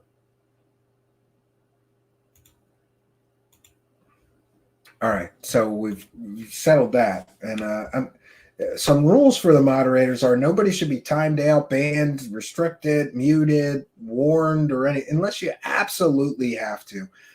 And we know when somebody absolutely needs to be timed out, or somebody needs attention, right? Not the good kind. Flip Out, we want to thank you. Flip Out just became a YouTube channel member, and you can too for as little as $5 a month. Praise the cash, bitches. Thank you, Flip Out, new YouTube channel member. For those unaware, you could join our Patreon for $1, or for $5, you can get the same benefits, but on YouTube. And you get some extra goodies like a YouTube channel membership badge that you see there, so people know you're a Praise the Cash member and helping us to support the show. Priority reply in the comments and the live chat and things like that. Mark says you don't really need mods until you do. It's easy to say you don't need mods, and then one time we had a porn bot come in here, and was posting all kinds of curse words and sex related stuff over and over and over and over and over and over and over and over and over again, just flooding the live chat with that stuff. Then you need a moderator, because I didn't even know it was happening until somebody dealt with it. Because I can't, I'm trying to run the show, speak intelligently, run the machines over here, and all these things at once, Wow, Jason Parker mentioning 200,000 plus ladyboy S workers in Bangkok. Yeah. Yeah, Spooky says, I remember that. That was wild. Yeah, and it wasn't just one. Like, after we dealt with one, a whole bunch more came in. It was it was almost like a DDoS attack, coordinated attack to try to disrupt our live chat. Ganua Mua says, have a good night, everybody. Thanks for your time and chatting tonight. Yeah, we're going to wrap things up here. We've done our due diligence. I'm not even going to play the begging bumpers. You guys know the drill. First of all, like, comment, subscribe, and share these videos. It really does help. We try to do our best to provide good, accurate information and excellent analysis and commentary here. We've got some excellent guests on the way for you and more. And I apologize for my absence. I didn't even realize that I hadn't uploaded a video for 4 days until somebody said, you haven't done a show in 4 days. Are you okay? And I'm glad that somebody noticed that I wasn't around for 4 whole days. But listen, sometimes life gets in the way. I'm a busy husband and father, especially father of a special needs child. I've got some other projects that I'm trying desperately. Do you ever just look around and go, oh man, I got too many unfinished projects? And then you got to figure out like how to finish this thing that's been sitting unfinished for too long. That's kind of where I'm at. But stupid ADD me is starting new big projects that have 150,000 parts, like this Bob Lazar documentary attempt. I'm gonna give it my very best effort. I'm going down to Virginia to interview a few people. Interestingly, 2 people on my list that I wanted to put in that documentary both live in Virginia. So we're going to arrange a weekend. We're going to do one Saturday, one Sunday. And the rest of the source material, we are slowly just gathering all into folders, and we're gonna figure it out. We've got an idea for chapters. In other words, to tell the whole story of Bob Lazar, we're going to tell it like a book, but in chapters. One chapter will be on his education. One chapter will be on his early life. One chapter will be on his various science claims. One chapter will be in his time at Los Alamos. One chapter will be on John Lear and Gene Huff. One chapter will be on, the claims made about FBI raids and Element 115. We've got to, when you have a very complicated project like that, you've got to divide it into smaller chunks. We've got the lie detector chapter just about, I'll have that wrapped up in the next week, and we've got the education chapter. But the education one is a pretty old video, and I probably want to find the source material and recut it again. It's going to be quite the project, but I'm enjoying it so far. I'm not enjoying the stress of like, oh my God, this is going to be like a lot bigger of a project. Everything always is, but we want to get it right. So we're going to do our very, very best to do that. So what can I say, friends? I think we've done our due diligence. We're over 3 hours here. I'm going to be back tomorrow night, 9 p.m. Eastern Standard Time. I mentioned I didn't play the begging bumpers. So, yeah, be generous. There's instructions for how to help the show, whether it's PayPal, Patreon, become a channel member, throw a couple bucks in the super chat. Just hit that money button. We read every single one. You kind and generous people with your PayPal pledges. We appreciate all the help and support that we do get. And yeah, I will be back tomorrow night at 9 p.m. Eastern Standard Time. And I certainly hope that you will be here with us. I'm just going to, we're going to talk about Corbell and George Knapp. We're going to do like a split. And do you know there's a new Twitter account that is just eviscerating, just destroying George Knapp. There's some stuff that I never knew, which is interesting. And that in and of itself is a conspiracy, because now people are saying, who is that Twitter account? That has to be this person. No, it has to be this person. people are all wondering, who is this account that's dropping all this dirt on George Knapp all of a sudden? And it's pretty crazy dirt. I was shocked myself. We're going to talk about it tomorrow night, 9 p.m. Eastern Standard Time. I will be here, and I hope you will all be here with me. So that's all I got for you, friends. Until next time, my name is Stephen Cambion. Good night, and God bless all of you.